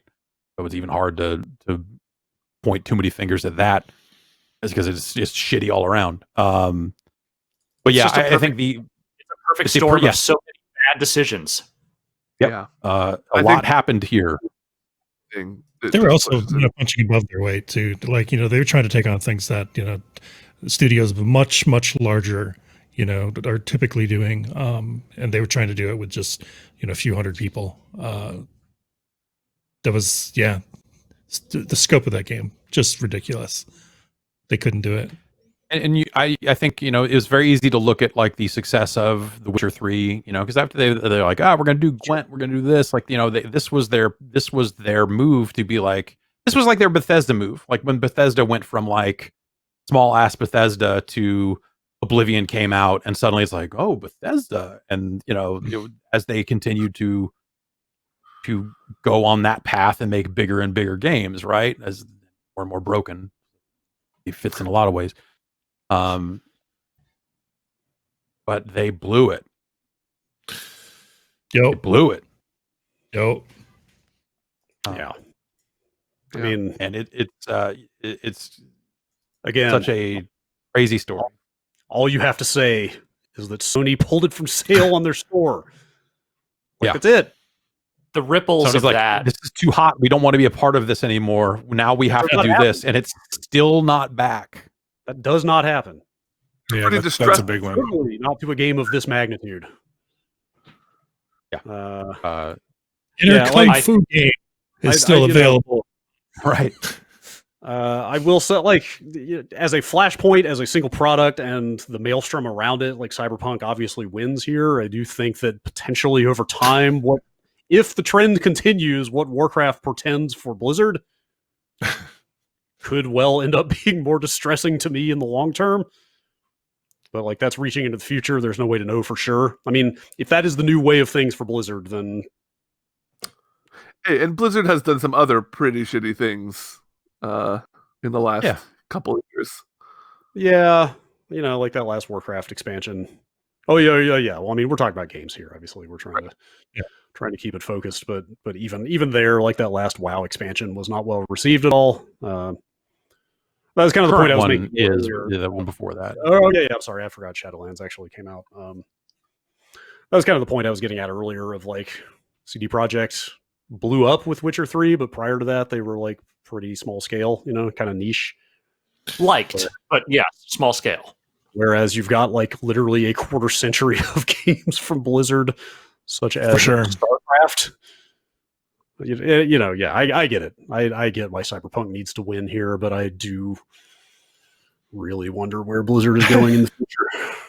I might be overblowing this slightly, but I ever since Sony pulled Cyberpunk from the store, I have wondered, is this going to be like a flashpoint for what return policies can be? What games can exist on these marketplaces? Because it's not like Cyberpunk is the most broken game that has ever been sold in any of these stores. That's not the case. Like there are there's garbage all over those different storefronts.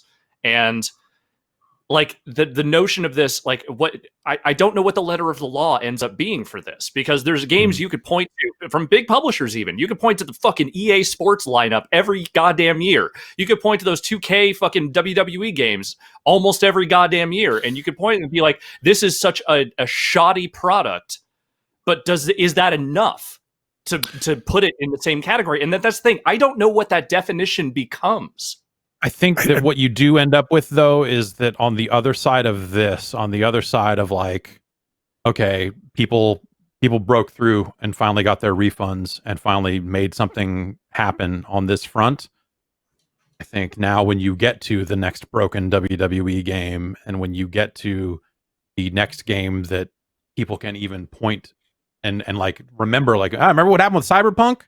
You were going to have people wanting this for every single one of those. And that is probably a good thing, I think, again, for consumers long term, that they can get refunds and the games need to ship games need to not be broken when they ship. Yes. Like that this is not a fucking drum that people should have to beat for multiple fucking years. But that is this business, and it has not gotten better over the last 5 years or the last 10 years. Like, if anything, it is like cases like this getting through, it is getting worse. Like what was that? That was the first Assassin's Creed of the generation, right? That like all the fucking faces came off. Yeah, Unity. Unity. Yeah. Like this should have happened then, too. This should have happened before this, but this was the perfect storm, as you said. And now I wonder what will happen the next time a game that is as broken as something like an Assassin's Creed Unity. Yeah, I mean, unfortunately, taking Unity as an example, they issued a massive mea culpa for that thing, and we're right back here. They gave free games away and all kinds of shit for that thing. Yeah, giving free games away is very different from I want my fucking money back. Well, yeah. I mean, it was different. It was a different time, but like the point is, like this has happened and will probably happen again. I don't know. I think it's important to. Sorry, go ahead. Well, I think it's just important to not understate the fuck me, fuck you nature of the CD Projekt Red getting out there and saying, hey, if you're not happy, go ask for a refund on Xbox or PSN. And then Sony saying, I'm sorry, what? And, I think you will not see developers ever do that. No. I mean, I'm not sure what kind of legal terms that puts Sony in for being like, I'm not a lawyer, but like them pulling it down directly after that in the middle of the night for them should not be understated. That seemed like it shouldn't, but it ultimately it means that Sony is the one that has now opened that door. And I don't know if they're going to be able to just close it. I mean, I think it's not that I don't think they were justified in making that move, but they have cracked open that Pandora's box, and it is going to release those floodgates in a way that I'm not sure they're prepared for. And I'll say it again, I'm with Jeff. I think this is not a bad thing on its face. I think people being able to seek out those refunds, being able to say this thing is a piece of shit. This is not what I was promised to be sold is not a bad thing. But the crack you heard when this happened was the chill running up every publisher's spine the second this happened, because they are now in a position where they have to take a long, hard look at this stuff. And they're already freaking out about finding ways to extract the maximum amount of money out of these fucking tens of 20s of hundreds of millions of dollar projects that they're making. And the idea that if they don't ship it in a state where they are bulletproof on this stuff, they might end up in a similar situation. That forces them to rethink a lot of things about how they go about making these games and releasing them. Yeah, they should make them work. I agree. Games should work when they go on sale. Yes. Like it really should be that simple. Obviously, the logistics of how games are made, it is obviously not that simple, but it needs to be closer to that. And Cyberpunk is the tipping point, or can be, maybe will be the tipping point where you see like, okay, maybe this will long term lead to some kind of positive change. Every game will be early access. Or every single game will come with multiple disclaimers and it's a living product. You will now see fucking, just like Gmail said beta under it for a decade. You'll now just like, they're just like, someone's going in right now on like, maybe they already printed up the Madden covers and they're just writing the word beta under it on every single copy. I'm still shocked that somebody hasn't used early access for that exact purpose with a major release yet. Yeah. Well, they actually, I mean, there have been times when they've tried that with Madden. They've done like, live betas and stuff, and then the game still comes out fucked. Like it's just, it's not even really a shield. It's just like, oh yeah, no, we play tested this. Here's the game. Ugh. Like, yeah, the beta has lost all of its teeth also because now that's just a marketing thing. Now that's like a pre-order and you get to play it for this weekend. It's like, demo. Okay, like maybe they test their servers. Maybe they're like, oh, our servers crumbled under the load because we tried something new here. But then half the time that shit breaks on launch day too. So it's a fucking mess. That's video games. All right. That's video games. It is. But it doesn't have to be. Sure it is. It sure is. All right. Call it there. Cyberpunk 2077 is the most distressing game of the year. Yeah. Warcraft 3 Reforged, I also find personally very distressing. Marvel's Avengers also bummed a lot of people out. Yeah. Okay.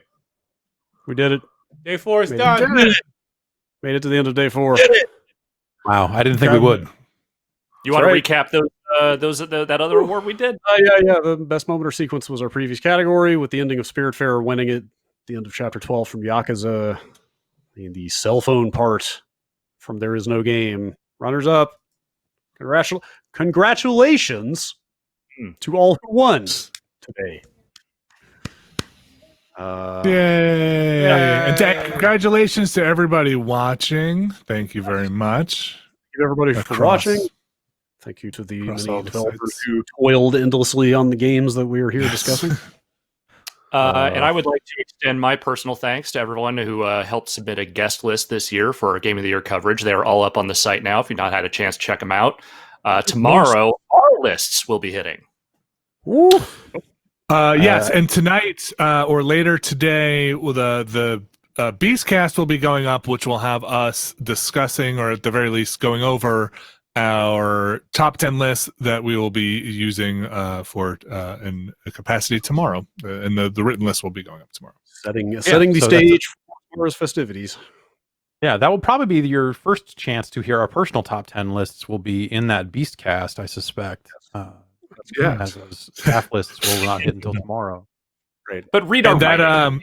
Read the fleshed out descriptions that we bring to you. Like honestly, my list, the thing I've written so far is more about not my top 10 list than my top 10 list. So also, yeah, we should. I want to state here that was recorded a week ago, and we are locked into the order on that. But when I write my list, there will probably be some paragraph or some. I have played some other games and stuff that won't not be in that list. But yes, that was it has been fun to talk about these games with that thing a week ago to now. It's interesting exercise. So thanks everybody. Yes. All right. Well, one day remains. Tomorrow we will make the list. We will build the list.